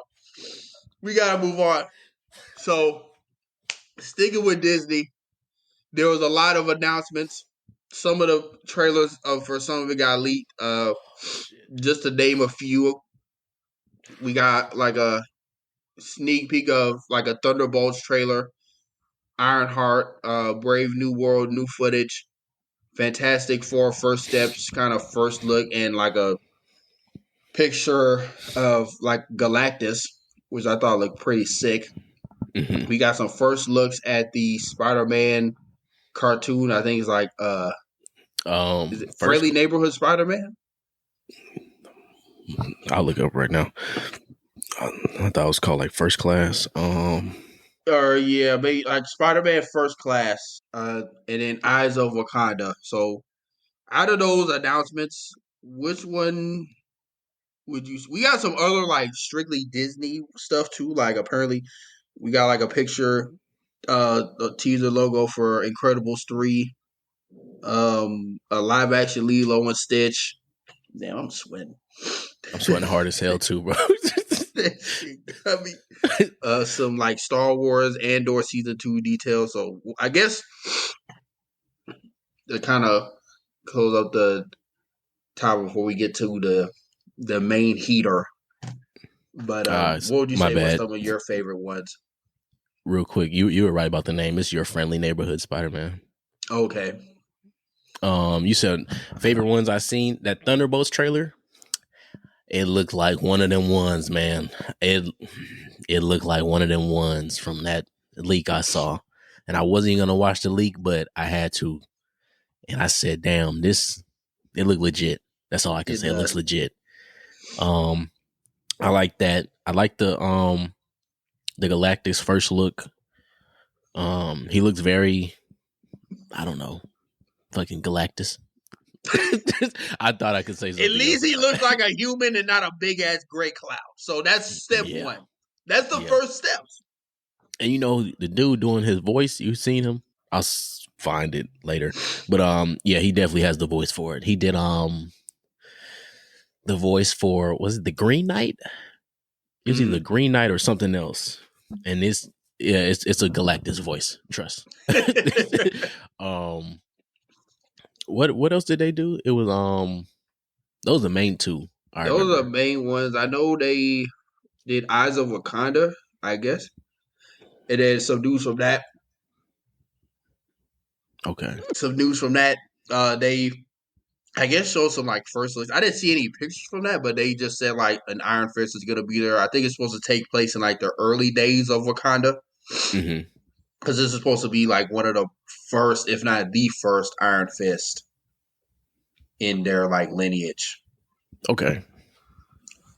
So I'm excited for that. I'm excited for just more Wakanda stuff in general because we haven't gotten a lot since Black Panther 2. What happened to that? Was it a Captain America game or a Black Panther game that they showed footage for like last year or earlier this year? It was a Captain America game, but they had Black Panther in it. Yeah. and it was like an old black. It was T'Chaka. Yeah, Because it was like T'Chaka. Captain America Civil War, some game like that. What They happened to just that? forgot we knew. They'll do that though. Like they'll show a trailer or teaser for some games. The game will come out till like 2 years later. Captain America. Nah, this one is old. This one's Xbox 360. I don't even see it. No, well, I'll look for it off air. But yeah, those are the main ones. I'm still excited about Fantastic Four, but those are the main ones. I didn't even see the stuff about Ironheart. I thought they forgot about her. That and what is they it? show Iron like Wars? I saw like a I guess teaser trailer for there that they leaked. To be honest, I'm just gonna have to see more of that. Like what I saw, I liked, but it was what it was like I don't know. Yeah, it was just like I guess it was like that. Yeah, it's like I guess, but I just hope they do right by that character and they don't She-Hulk her. Yeah, and are they still doing Iron Wars or did they cancel? I think so. I did see that tweet where they said they quietly canceled it, but that shout out to that Twitter like readers context because that shit low key debunks a lot of stuff. So on there it said that there's no reports or any sort of official Marvel thing saying that this movie has been quietly canceled. So I think it's still in the works. I just don't think they have anything to show for it. Okay, as of right that's now. fine. So I'm like, I actually want to see. I actually want that to happen. Yeah, I wonder if like Captain America: Brave New World may kind of tie into that, or like this Ironheart show. I think probably the Ironheart show more than Brave New World. Since I mean, Don Cheadle character he's still with the government though, right? Yeah. So he might have a small cameo in Brave New World. Yeah. But yeah, I really like that Thunderbolts one. That one I'm really excited for. And I think that movie is going to low-key set up a Dark Avengers movie. Because the way I can see that going is like the main Avengers are off somewhere in reality and space doing, fighting Doom. They come back, but they come back to the Avengers Tower is bought, and there's a new Avengers team, but it's the Dark Avengers. So it's like the Sentry, Iron Patriot. You got Val, you got Yelena Belova, and some other characters, and they're like the new Avengers team. So now I was like, the Avengers, they're like, what the hell happened to my city? Yeah, or like the Avengers. So they're, I guess, that next Avengers after Secret Wars, they come back and fight the Dark Avengers team or something like that. But hold on, I gotta blow my nose. All right, but that would be kind of dope when they come back. It's just like a really messed up city or something. And then really, really, I want to see in Thunderbolts why Bucky kind of went back. Because I feel like in Falcon and Winter Soldier, he kind of had a almost like a revelation type deal. Not a revelation, but he turned over a new leaf. Like you seen him at the cookout, chilling with everybody, everything like that. But now that he's back with Thunderbolts, it's kind of like, damn, what did old girl do to him? I forgot her name. One with the purple hair. Like what blackmail Val? did she have? Yeah, what is Val blackmailing him with? That's the only way he's back. Because like I was saying, he was at the cookout chilling with everybody in a Winter Soldier and Falcon Winter Soldier. So he looks stressed again. Yeah, I'm excited to see that. I can see like them kind of working in tandem, where it's like you have Thunderbolt Ross as like the president, but you really have Val working in like a division in the government that's over like the Weapons Plus program, the Dark Avengers initiative. Like she's really the, I guess, Thunderbolt type. She's like the new Nick Fury. Mm-hmm. Just for the anti-heroes. Yeah. Which also makes me think, like, what the hell Nick Fury doing? Because after the Marvels, like, he chilling, bro. He on vacation. Unless they killed that nigga off screen. Oh man, Val said a hit on that nigga. Please no. Nah, but one finally, last thing about Thunderbolts, real quick. Yes. Ghost looks good. Cause in that Ant-Man. But Thunderbolts right now, that teaser, it looks good. Taskmaster too. Taskmaster for that quick second looked good. I kind of hope they kill Taskmaster. I hope someone dies, and I hope it's You hope it's Taskmaster. I don't think she's a robot anymore. She looks normal. It looked normal. And you still not convinced. I gotta see it to believe it. But finally, this originally was going to be a Like a Little Redacted, but I think there's a bigger conversation. Okay. Or maybe just more time for me to rant because so the news is the Acolyte show has been canceled. Like they're not getting a season 2. You did this. So I literally tweeted when I saw it. I was like, "Thank the Lord," because the show was ass, was not good. But as I saw that, the Acolyte was trending, of course.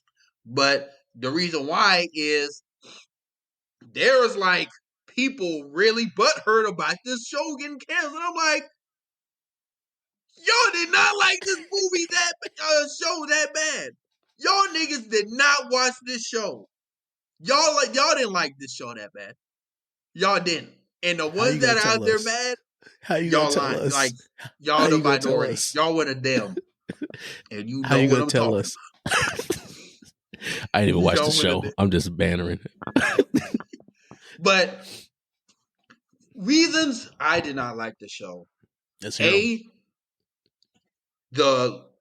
The writing was just not good. And again, before I say this, the only people I feel bad for about this show are actually the actors, because they're the ones actually performing what's given to them. I blame the writing and the showrunners. Like, none of the venom or vitriol needs to go towards the actors themselves. I'm not doing that. I've never done that. I hated how much hate the black girl in that Obi-Wan show got, because the writing and the showrunners portrayed her as basically an angry black woman for no reason. She was just a Sith inquisitor going out hunting Obi-Wan, and that answer was not. We didn't get that reasoning why until basically the very end of the show. And I'm like, at that point, it's too fucking late to try to redeem her. You already painted her for 3 weeks as this angry black woman. And it's like, we know how these Star Wars people are. They're very unforgiving at times. So I hated that, and I still do, but I gotta be fair as fair. This show was not written well. They had the Jedi basically doing un-Jedi things in terms of they had them looking like predators. You having high council members in the Jedi Order, like why do I keep forgetting his name?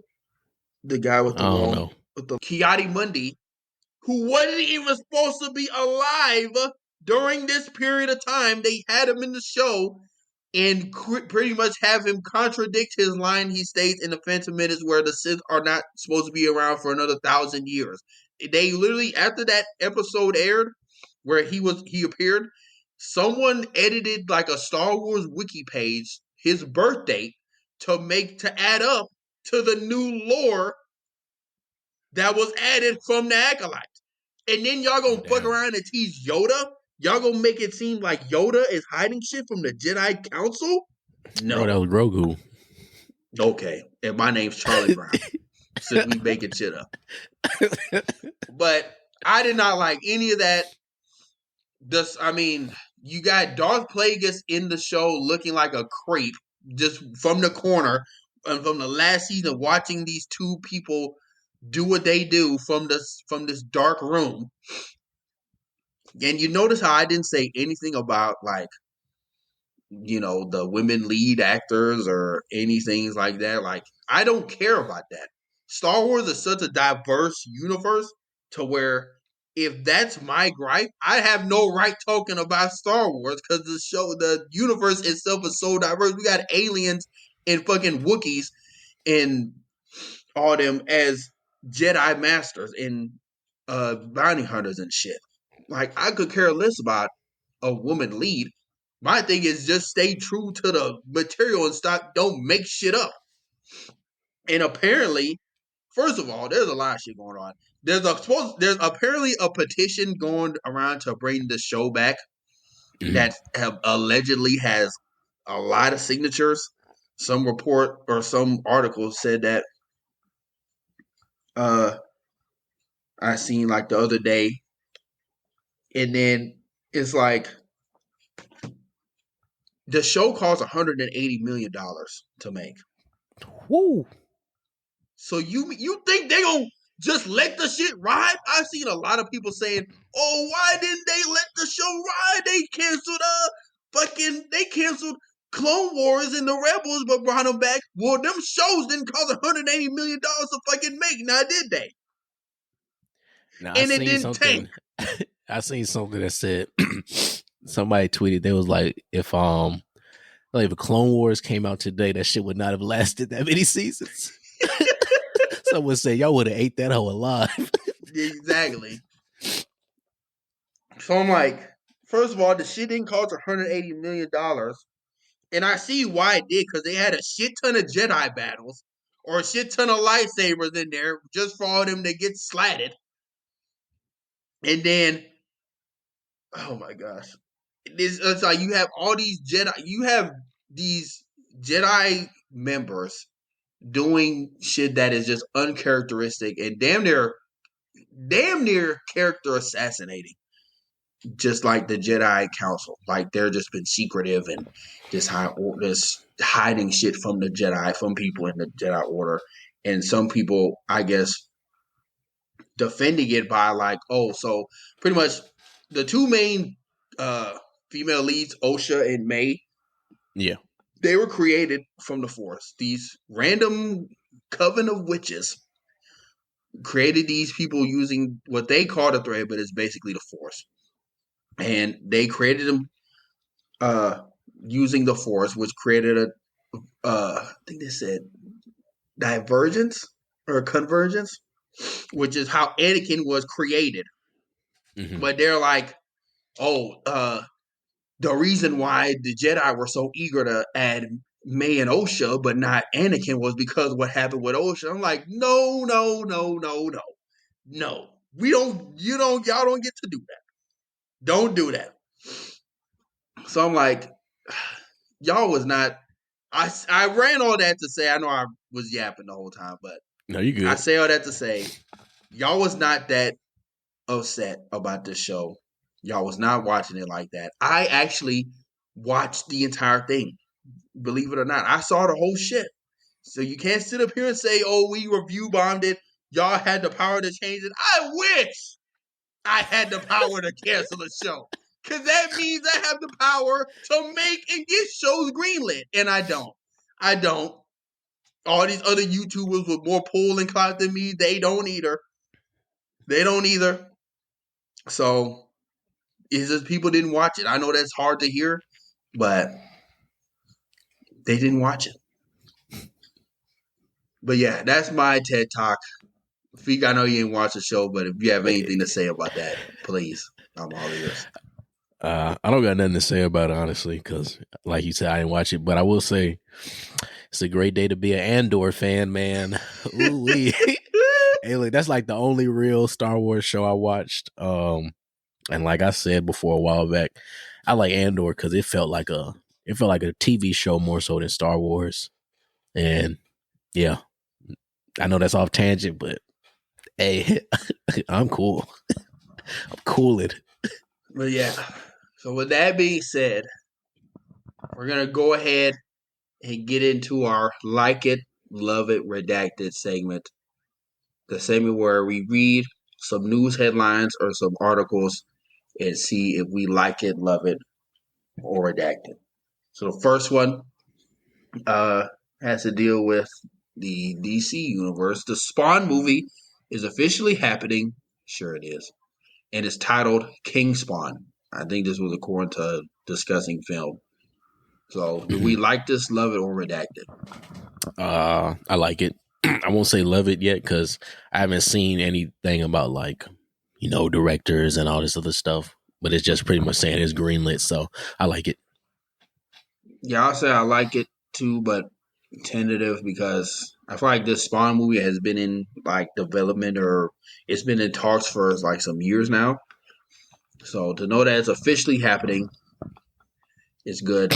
So I like that. I like the name King Spawn as well because that's pretty hard. Yeah. But yeah, next, the Penguin series takes place 1 week after the first film and leads directly into the Batman 2. Apparently, I think this is from the showrunner, but said, "quote We are the bridge between the two films." Mm-hmm. So I don't even need to say the whole thing. We love this. We love this show, man. And they getting a Sunday. Yeah, and I think they're getting a Sunday release too. Yeah, it's gonna be one of them ones, man. It's looking like Sopranos style Batman, and if that's the case, that's gonna be tough. People just might watch it off the strength of like it being like a Sopranos type show, and they not even gonna realize, oh shit, this Batman in them. That's what it's looking. Hey, them trailers and everything. I said this is giving me a Soprano-ish. It's definitely a mafia show. Yeah, honestly, but it looking like that Sopranos-ish style stuff. So I'm tuned in at the release for it. Next is there's some upcoming projects for the boys. One of them being apparently there's a Boys Mexico that's in early development, being produced by Diego Luna and Gael Garcia Bernal. And then there's supposed to be a Vought Rising, which I think is meant to be a prequel series of like the actual Boys show, because it's supposed to feature Jensen Ackles and Aya Cash to a turn who was like the Nazi woman. Yeah. Stormfront. I was like, why did I forget her name? I should have typed it up here so I didn't sound like an idiot. But Stormfront. They're both set to return. Scripts are now being written. So do we like these projects, love it, or redact it? I like the Vought Rising one. That's the one with Jensen Ackles, right? I like that one. The other two, I'm kind of like, I don't know what they were gonna do. So you better tread lightly, nigga. The Mexicans watching. Hey, yo. Hey. No, but just because I seen them announce the Boys Mexico one. I'll be excited for it if it's not like head ass racist. You get what I'm saying? Yeah. Because like the Boys is good, but the Boys is good, but it's also times where it's like, So as long as they don't do like some racist, you know what I mean? As long as it's not some weird racist shit. As long as they're not like just constantly shitting on Hispanics or just then I'll watch sort of like racist ongoing joke that they dragging, then I'll be on board. Yeah, I agree. Next, George R. R. Martin says that there are 7 more Game of Thrones shows in development, 3 of them being live action. Of those 3, we know there's Night of the Seven Kingdoms live Yeah, action that's show that we've seen a teaser for that's already confirmed, and I think mhm. Aegon's Conquest that's in development as well. I don't know the Yeah, third one. I think that's just season 3 of House of the Dragon, yeah, because and they then the canceled four, Snow. huh?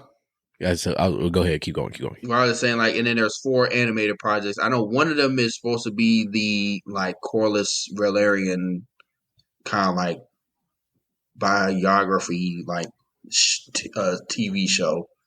Mhm. I don't know about the other 4 or other 3, excuse me, but we like this, love it, or redacted. I'll say like, but for Aegon's Conquest, I feel like they have to say more, which I feel like they're not going to say anything about that until House of the Dragons is done, honestly, or near finished. I want them to do Robert's Rebellion. Oh, that'd be hard. Yeah, I want them to do Robert's Rebellion really bad. And somebody said when they did that little teaser for A Night of the Seven Kingdoms, somebody said, I'm gonna tell y'all now, if y'all did not like they said if you did not like season 2 of House of the Dragons and you thought it was slow, do not watch this shit. They said it is not what you think. Yeah. So I'm already when I watched I'm already not expecting action. Yeah, it's more like, because I kind of listened to like an autobiography about the books, and it's more like a political drama, not more like actiony and adventure-y. So, like they said, it's not what you think. Yeah. It's not what you think. Oh shit, I missed this one. Disney Plus. So as of this point, Disney Plus, Hulu, and Max started a streaming bundle that's already launched. Prices are discounted up to 38%. Apparently, the ad version is $16.99 a month, and the no ad version is $29.99 a month. Wait, who is it? Who's in the Disney bundle? Plus, Hulu, and Max. That's what I said. And you said 30? $30 a month, no ads. $17 a month with ads. I'm about to go buy that shit right now. I'm about to cancel this. About to cancel this subscription I got. So I see we like it then. Oh man, we going back to cable, but god damn, I might get it. Yeah, because I know the funny thing is I have a Disney Plus Hulu subscription and Max. Oh yeah, I know you got that Disney Plus. I use it. Shout out to you. Oh man. Yes, I need to see how much I'm paying for both individually. I'm like, I might as well just do the 30 if it's the same, if not cheaper. I need to see. Yeah, because I got a Max right now. I already got Amazon because I pay for Prime, so yeah, we got this regardless. But I did do the Paramount Plus. Added on. It's like $10 because I wanted to watch Teenage Mutant Ninja Turtles. So I bought it. Which, by side note, that show is very good. I like it. I'm almost done with it. I'm on like the last episode. It's a quick watch. It's like 10 episodes, I think. Nice. Is it like a prequel or like a continuation of the movie? It's like a week. It's like 2 weeks after the movie, or it's a little bit after the movie. The art style is different. The art style is the same, but it's more cartoony, if that makes sense. That does. But it still looks good. It, so I know what you mean. Yeah, it's more 2D-ish than 3D. Yeah. Next is Kaiju number 8 teaser. Have you seen it? The teaser? I think it's more so just like scenes from the first season, I think. But that came out and is scheduled to release in 2025. Do we like this, love it, or redacted? We love it. Granted, I have not watched the first season, just because I read it. So I've been kind of waiting on a good day to let's binge it all kind of in one sitting, or at least half of it in one sitting. So, but I still like it because I've seen at least one fight one of the animated fights already, and I said, "Oh yeah, they did it a lot of justice." Was So. it that senior vice dude against like that big red one? Yeah, That was golden. yeah. Which is why I say love. I saw the whole first season. I'm like, y'all niggas got me. Y'all got me. I fuck with it. I was low key not a fan initially of the main character, Kafka, Kafka. but he grew on me, especially after that final fight where he was fighting like the leader of the defense corps, and which was old girl Oh father. yeah, her dad. Yeah, so I really messed with that fight, and yeah, I love this. Especially since we don't have to wait 2 to 3 years for the next season. It's coming out next year, so I'll be waiting on that. Mm-hmm. While it's on my mind because I forgot to write it on here, I think the author of Jujutsu Kaisen came Oh out my and goodness. said the Yes. series is ending in 5 chapters. I'm not gonna answer this one because I don't read the manga, so this is strictly for feet. Do we like this? Love it or redact it? I'm conflicted, right? Because as of today, it is the 23rd. It's supposed to end September 30th, I think, is when the 5th chapter would drop. Because they've been kind of doing like a week on, a week off. So we just got the leaks for the other chapter. I wasn't going to read the leaks, but somebody said, Law said, read them. He sent me a message at like 1 a.m. He said, read this shit right now. I read them. All I have to say is, this man, some people have gripes with how Gege writes, especially with this final arc. They said some stuff is rushed, some stuff is slow. Me, I'm a fan of it all. I fully enjoy the series. I don't care what people say. I enjoy the series. The shit he just did on this last chapter, I said, you're the best. I said, you're the best writer I've ever seen. I said, I might say when it's all said and done, it's gonna be how these last 4 chapters are. You know, I preach the gospel of Attack on Titan. We'll have that conversation when this is done. We'll have that conversation when this is done. But I do think it's rushed ending. Even though I just said all that praise, I do think it was kind of like abrupt because I thought it was going to end the end of the year. I knew it was ending this year, but I thought it was going to end like closer to the end of the year, especially because how shit is going. But honestly, I'm not gonna say a spoiler, but honestly, there's only a few niggas left alive at this point, so it's not like that much. There's not that much to do left. There's a lot of niggas that's been killed. So, but I'm just excited to see how it ends and give my like final thoughts on it. But right now, I'm rocking with it. Hey, that's all we can do, and yeah. Usually is one of them ones. Usually is one of them ones. He's might be my favorite MC. Oh shit! He might be top. He like that? He's top 5 right now for sure in my brain. Boy, it got to a point where maybe like 5-10 chapters, that nigga did not say a word. He was just beating niggas up, bro. No dialogue. He just just haymaker. Not say a word, just jumping.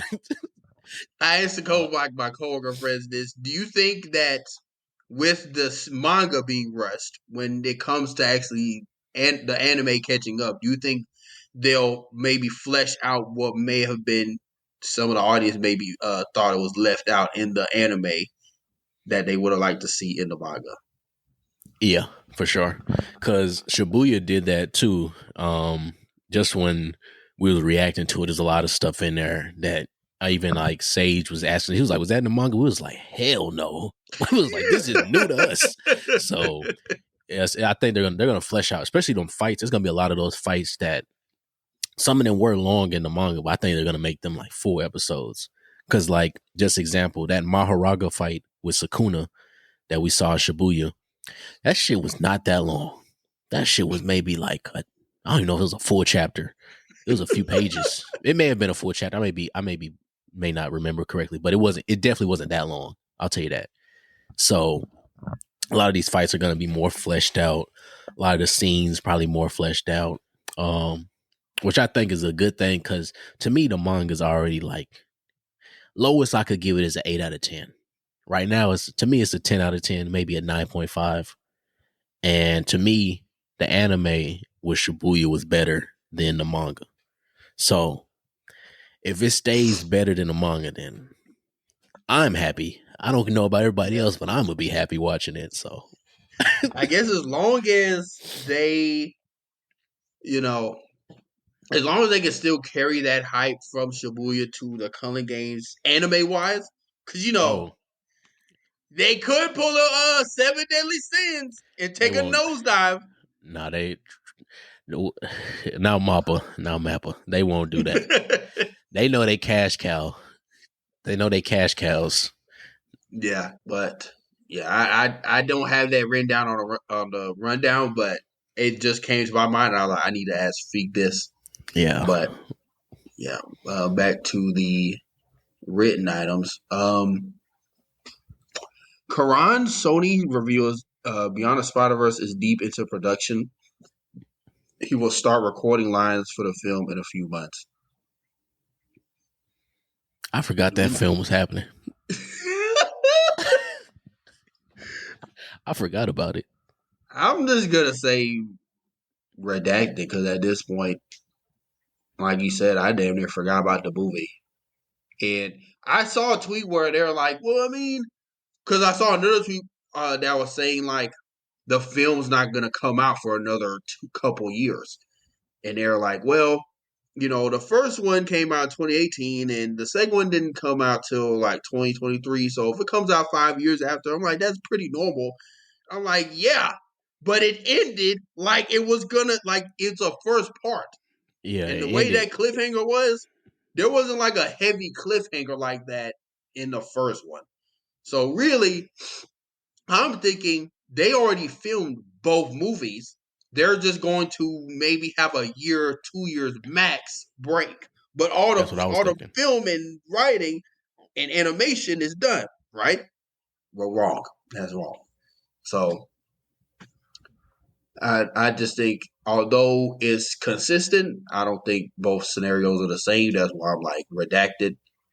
Because by the time this movie comes out, we would have damn near already forgot what happened in the Across the Spider Verse. So they're gonna spend damn near like 20, 30 minutes recapping everybody and then make it like a 3-hour animated film. This better be the best thing I've ever seen in my life. I don't know, bro. I want to say I guess that's just they're moving forward with the film, but like I just said earlier, I forgot the film existed. I have not thought about Spider-Verse since the other movie, honestly. So actually, no, that's a lie. I thought about it the other day just because of a tweet, but it wasn't even about Spider-Verse. It was somebody making a comparison for Transformers 1 because they said, because it was been early screenings for it. And this is the first time in a minute where I've seen people talk about a Transformers film, and unanimously, I've not seen one single bad review for it. Everybody's like, this is, they said, regardless of it being Transformers, they said, this is a great animated movie just in general. And somebody tweeted, somebody said, dare I say, this is better than Across the Spider-Verse. And then they did a little Drewski running away meme. They said, so I haven't been this excited for like a Transformer film in a minute. So Okay. This is just my hot take. I think it's going to be a top 3 movie of the year. You might be right, because low key, the animation movies I've seen so far, from Ninja Turtles to Across the Spider Verse, this other movie that we about to talk about that comes out this year. I'm trying to think of other movies animated wise that I've seen in theaters outside of those two. Like they've all been pretty hit. And then I mean, I heard decent things about The Boy and the Heron, but like this might be the year of the animation. Yeah. But with that being said, going on to the next one, according to Inverse.com, the original plan for Avengers 5 King Dynasty reportedly had Shang-Chi as one of the main lead characters. I guess, I don't know if this is a light level redacted, but what are your thoughts on this? Because we haven't seen Shang-Chi do shit since literally his movie. Yeah, I guess it would be because the rings on his arm would be connected to Kang instead of Eternals, since they scrapped Eternals, which I still think is kind of dumb, but okay. I don't know what he would have done. Well, he probably would have beat their ass too if some ants beat him, so shit. Yeah. Throw him in the ring. It would have been a quick movie. Well, what did that with the movie. rings just going around swinging shit? Shit would have been a commercial, nigga. Yeah. I guess my thing is, yeah, I can see why. I hope that he still at least, first of all, I hope they do something with Shang-Chi soon. Because, like, again, he had a really good Shang-Chi movie. But ever since then, we have not seen him do literally shit. So not even a mention of him. Not even a At least with other characters, you get mentions that they exist or that they're thought of. He does not have a mention of him at all. Mm-hmm. And for him to have some of the best action. Iron Fist before Shang-Chi, and apparently the second Shang-Chi movie, I don't know if this is coming out before or after Doomsday or Secret Wars, but like it's supposed to be somewhat time travel-y. I guess tying into the Kang timeline stuff, and he's supposed to be meeting like another Iron Fist person and going in, or I'm not too fond of like all the details, but it's supposed to be time travel related. Supposed to be like another Iron Fist holder, and maybe he meets like a Kang variant, but we now know that that's scrapped. So now I'm kind of worried. Like, did they shelf his movie? Like, I just still hope he's at least another lead in the like Doomsday. Like, I understand Captain, like Sam Wilson, Captain America is going to be up there, but don't just kind of forget about Shang-Chi. Be like, hey, I'm here too. You know, because he had like some good stuff, and Marvel is prone to do some shit like this. And my thing is, he probably had some of the best, if not the best, action sequences in Marvel. Outside of maybe like Winter Soldier. Winter Soldier, exactly. I would say outside of Winter Soldier, that's some of the best fight choreography I've seen in a movie in a minute. Yeah. Winter. Yeah, so put him in a movie, man. Give my nigga a chance. Get him off the bench. For real. He an actual heavy hitter. Give him a quick 2 episode special shit.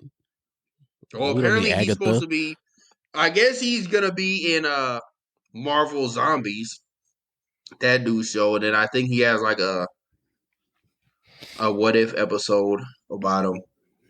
But hey man, we'll see. Throw that money you use for Agatha to Shang-Chi.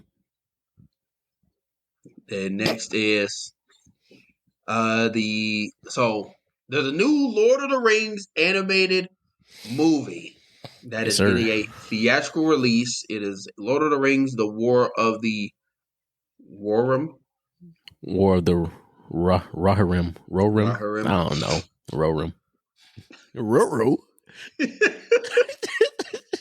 The animated film is set to release December 13th. Do we like this, love it, or redact it? I like it. I watched the trailer. It looks very good. And I like Lord of the Rings. I didn't get to see the trailer, or I didn't see the whole trailer in its entirety, but from what I've seen, it looks animated well.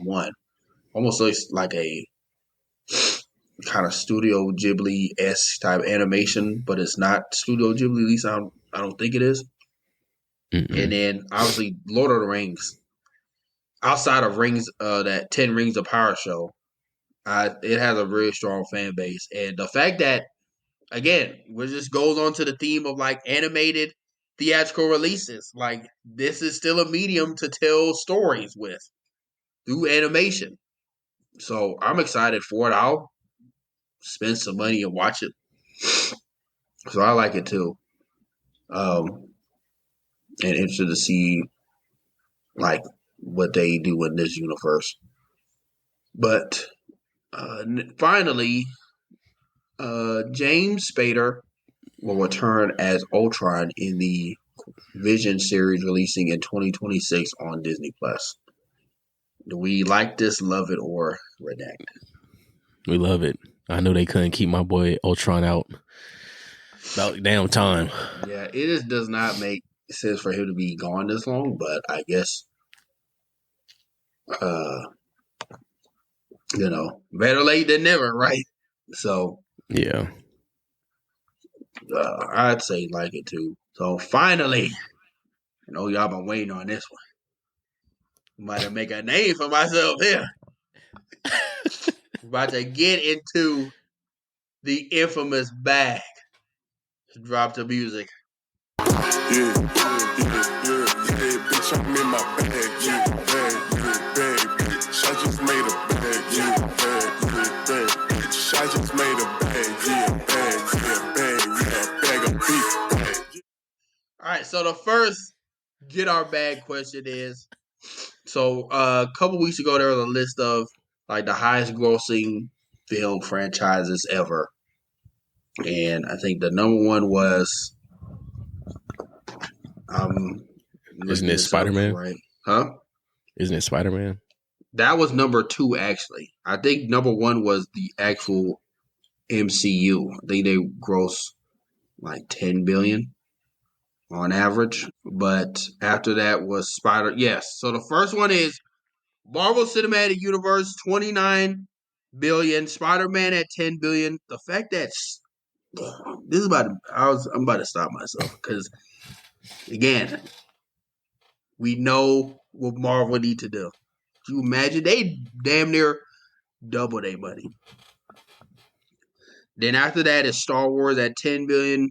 I'm not gonna read all these, just some notable ones. Batman itself, another individual IP, is number 8 at 6.8 billion.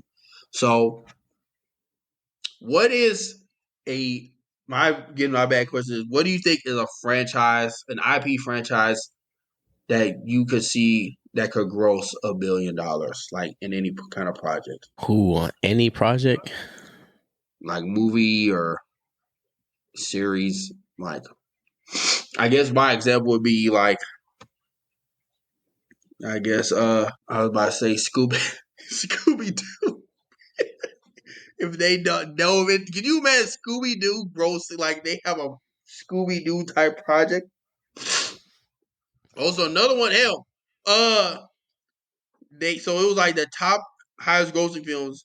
Shrek is number 17, like the Shrek franchise, number 17 at $4.02 billion, and they're making a 5th one. So I'm like, if Shrek can be up here, Scooby Doo is probably close. I can see them. Like a Scooby Doo movie with. I think if you did a reboot, well, I think if they did a proper, my mind went blank.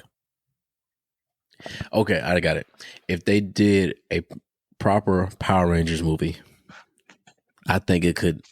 Because granted, that old one from like, I don't know, 2010s, the older one, you know what I'm talking about.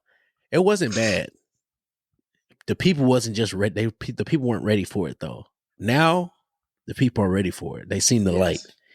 I think if you did a reboot, Power Rangers, that could go dumb. I think if you did a Static Shock, with the right director, Static Shock, could you do it for sure?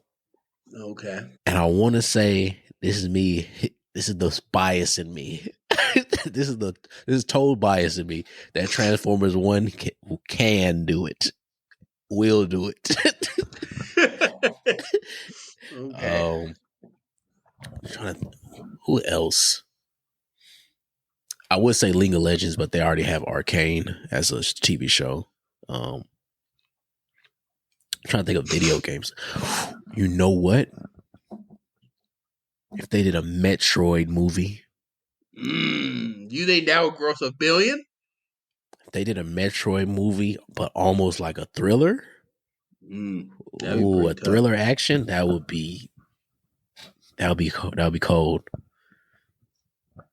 I guess the only way I can see that making $1 billion is if they make it like PG-13, because it's very hard for R-rated movies to make $1 billion unless you're Deadpool and Wolverine. But they do like a PG-13 like thriller action. I can see that getting close if done right. What I was thinking about was Gears of War. That I was thinking about that one, but that I could see like that proper like Gears of War movie franchise making some billions. I was gonna say if they redid G.I. Joe. I was gonna say it, but if they redid like a G.I. Joe reboot cinematic universe or French, they're already trying to do one with they are doing it with Transformers. So they did if they before that Transformers and G.I. Joe crossover did like a G.I. Joe cinematic universe trilogy, and then at the end of that was like you got this new car and it got an Autobots or Decepticon logo on there. That's making money. Mm-hmm. One I was very surprised about was Despicable Me is on this list at 13th at $5.25 billion. That is higher than Avatar, bro. Pirates of the Caribbean, the Mission Impossible franchise, Shrek, and Twilight. It being higher than Mission Impossible is kind of crazy because there's 100 Mission Impossibles. Mission Impossible, according to this list, is 16th, grossing $4.14 billion. Is Fast and Furious on there? It gotta be on Fast and Furious is 6 behind. That's so dumb. Fast and Furious is 6 at $7.33 billion. That is behind like the James Bond franchise, Wizarding World. I don't know what that is. Harry Potter. Harry Potter. Oh, yeah. So I guess like the Harry Potter and the Fantastical Beasts. Yeah, they're fourth at $9.66 billion. Star Wars third, and Spider-Man being second is just freaking insane. By itself. By its damn self. You know who could have been up there? I mean, the MCU was number one at damn near $30 billion. But imagine if they owned that. They could double their money. I think the Hulk low-key deserves to be somewhere up here, at least in the top 20, but they only got... They only got 2 movies. Really 3. Well, really 2, but Ragnarok. I think they got like an old one in the back of the day. When they took that nigga to court. When that man they had a muscle suit on, painted him green. But what's some just comic book only characters, like 3 that you think could be on there that don't have anything yet, or maybe they don't have a movie, or maybe they do. Just 3 in general that you think could be on that list. First one comes to mind, obviously, Static Shock. I don't understand why Superman isn't up here or shouldn't be higher. Superman, but it's like, so I would say Superman I can see being up there, Static Shock, and I guess maybe Wolverine movies by themselves. But if they did more of them, like it could be like, because X-Men, the franchise, is 9th at $6.8 billion. I wonder how much of that is because of, like, I wonder how much is Wolverine. Like if you were to take out all the movies that had Wolverine in them, how much would that actually be? Shit, Whether he was a main lead or a cameo. It would just be the newer ones. First Class. And Dark Phoenix. Yeah. He actually was in First Class. Because remember they tried to recruit him and he was like, fuck off. Yeah, he was. Yeah. Then my next Get in Our Bag question was actually one dubbed in the group chat.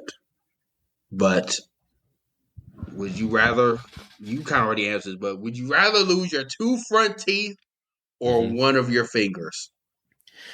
Look, I would rather lose a finger. If I can choose the finger, I'm losing a finger. I do not want to smile and then it's just a void. It just, you see this block? That's not a gap. That's not a gap. That's a valley, nigga. That's shit gone. I couldn't, bro. Like, I don't know. Yeah. Everything you said times 20 because I actually have a gap and my teeth ain't straight. So imagine my black ass without these niggas right here. Imagine that. I don't. That's scary. So yeah, I'll take the finger every day and twice on Sunday. I can't do like that. This. Ever see me like this? Cougs forever, nigga. Yeah. Hey, call me Shasta because I only got one finger, nigga.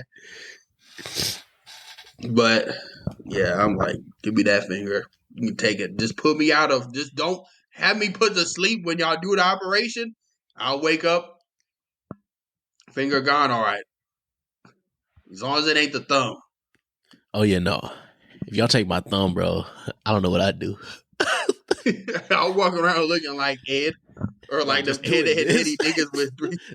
Like I just have this. I wouldn't be able to operate.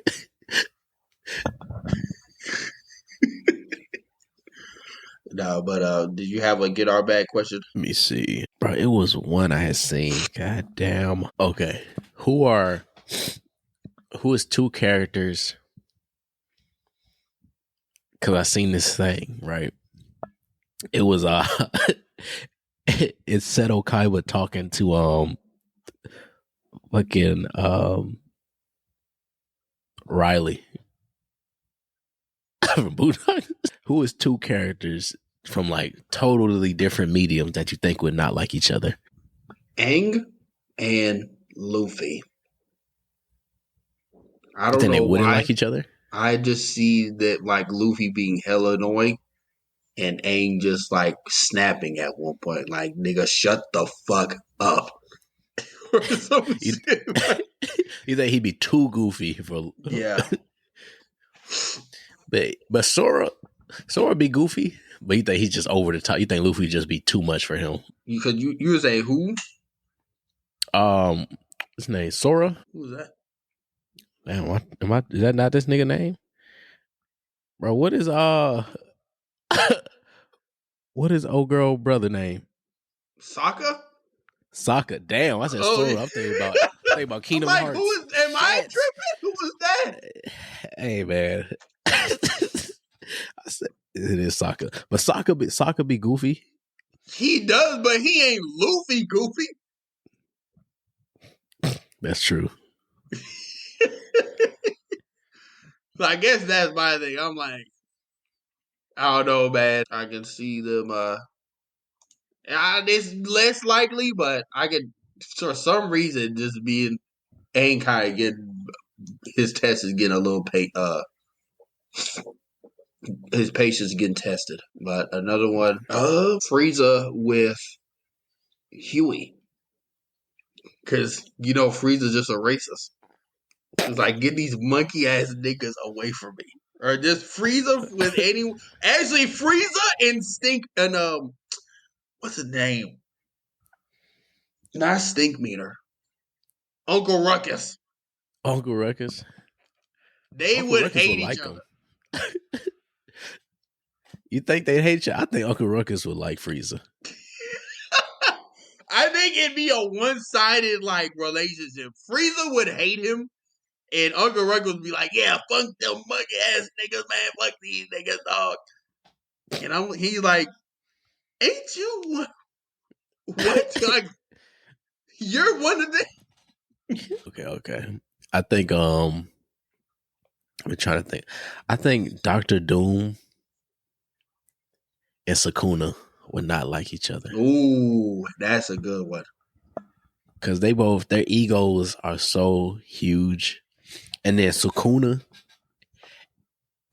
hates, he tweaks out if somebody like shows any pity or like almost like some distaste towards him. He's like, oh yeah, fuck you, nigga. And you know, Dr. Doom is all about being condescending and being like, I pity you, you lesser being. So I already know they would not like each other. Two other people I think would not like each other is Batman and Gojo. Because Gojo's too laid back. Yeah. And he doesn't really Batman would be fuzzy. He'd try to kill that nigga.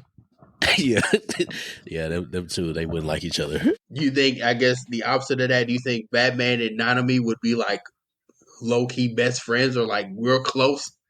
Because they both by their business? Yeah. And Nanami, he clock out, you know, he gone. Don't call him, his phone off. He might be like, I don't work nights. So you work nights? Yeah, I don't do that. I'll do everything in the daytime.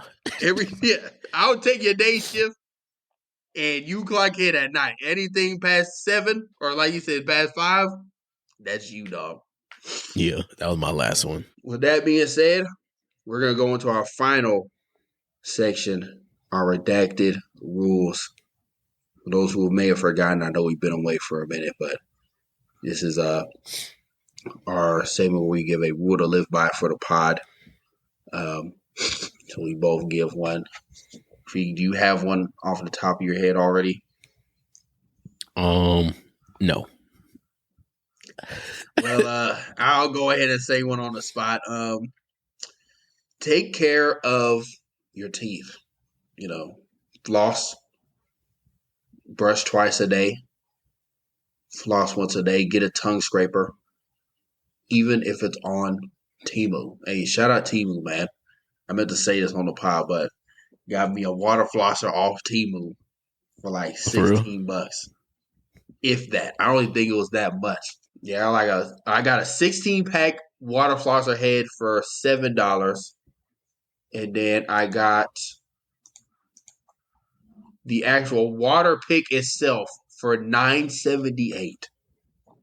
That came with 4 heads. So they're supposed to be coming like latest Labor Day week. So I'll maybe next pod I'll let you know if my teeth black or falling out or not. Or this shit broken. Not go wood, bro. Please. Yeah, my redacted rule is take care of your teeth because you might have your 2 front teeth gone and then now you got a Grand Canyon in your mouth. Yeah. My redacted rule is enjoy life, man. Enjoy life, man. I can truly say it is about to sound so head ass. You can control your day as long as you control how you react. So enjoy life, man. Live in the moment. Stop worrying about everything that's in the future, man. And life is so much more chill.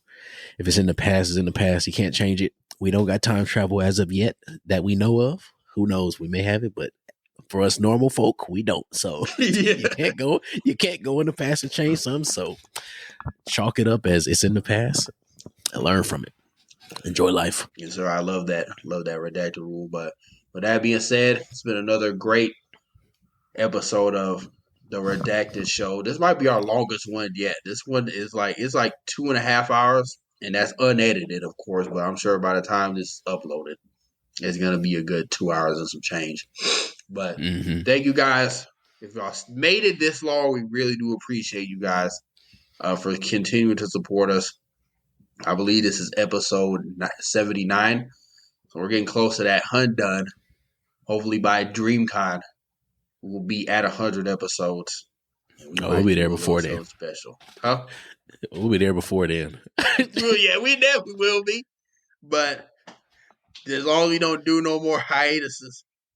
Amen. But with that being said, again, appreciate y'all's support. Make sure you guys rate us a 5-star. Continue to share us with your friends and family. Continue to mess with the reels and TikToks. That's really how we get a lot of our engagement, along with word of mouth spread. But with that being said, it's been your boy Dana Dane. It's been your boy Wafik. And we out. Praise. Recipes call me, I'ma show 'em how to shoot. On the 4-5, jump in the ass, my crew. Yeah, I'm stepping with a fat, keeping all of the hoes on mute. Pull up park, could be yellow with a brew. 48 for a quick burst. Crazy 8s in the back, yeah, the trunk on hot like a cue. 40 on me when I'm in the backseat. Blotter, paper pre-cut. Chris make juice, it'll drop like chain came with a clean plate, came with a sink. The Parator came with a mate. Tricones white like paint. My hoe by the hoe, cause she know it's my king. Hit on my side, cause I drop a song. Think you should hit up the link. The phenotype came from the pink Colombian thing. Yeah, the genetics unique. See it right on the beat. I'm teaching the hoe like I'm Play-Doh. I got the veggies like by the tomato. You got a basic called making Alfredo. I put a bag on a hold my payroll. I get active at night, then I lay low. The ceiling was breaded with panko. Struck in my soup, I believe it was makeup. Got my Soviet clutch in the Draco. You said it was bacon, we taking your cake though. I got the tree like a poplar. Bank up in that Tim, ain't no hang though. Recipes call me, I'ma show 'em how to shoot.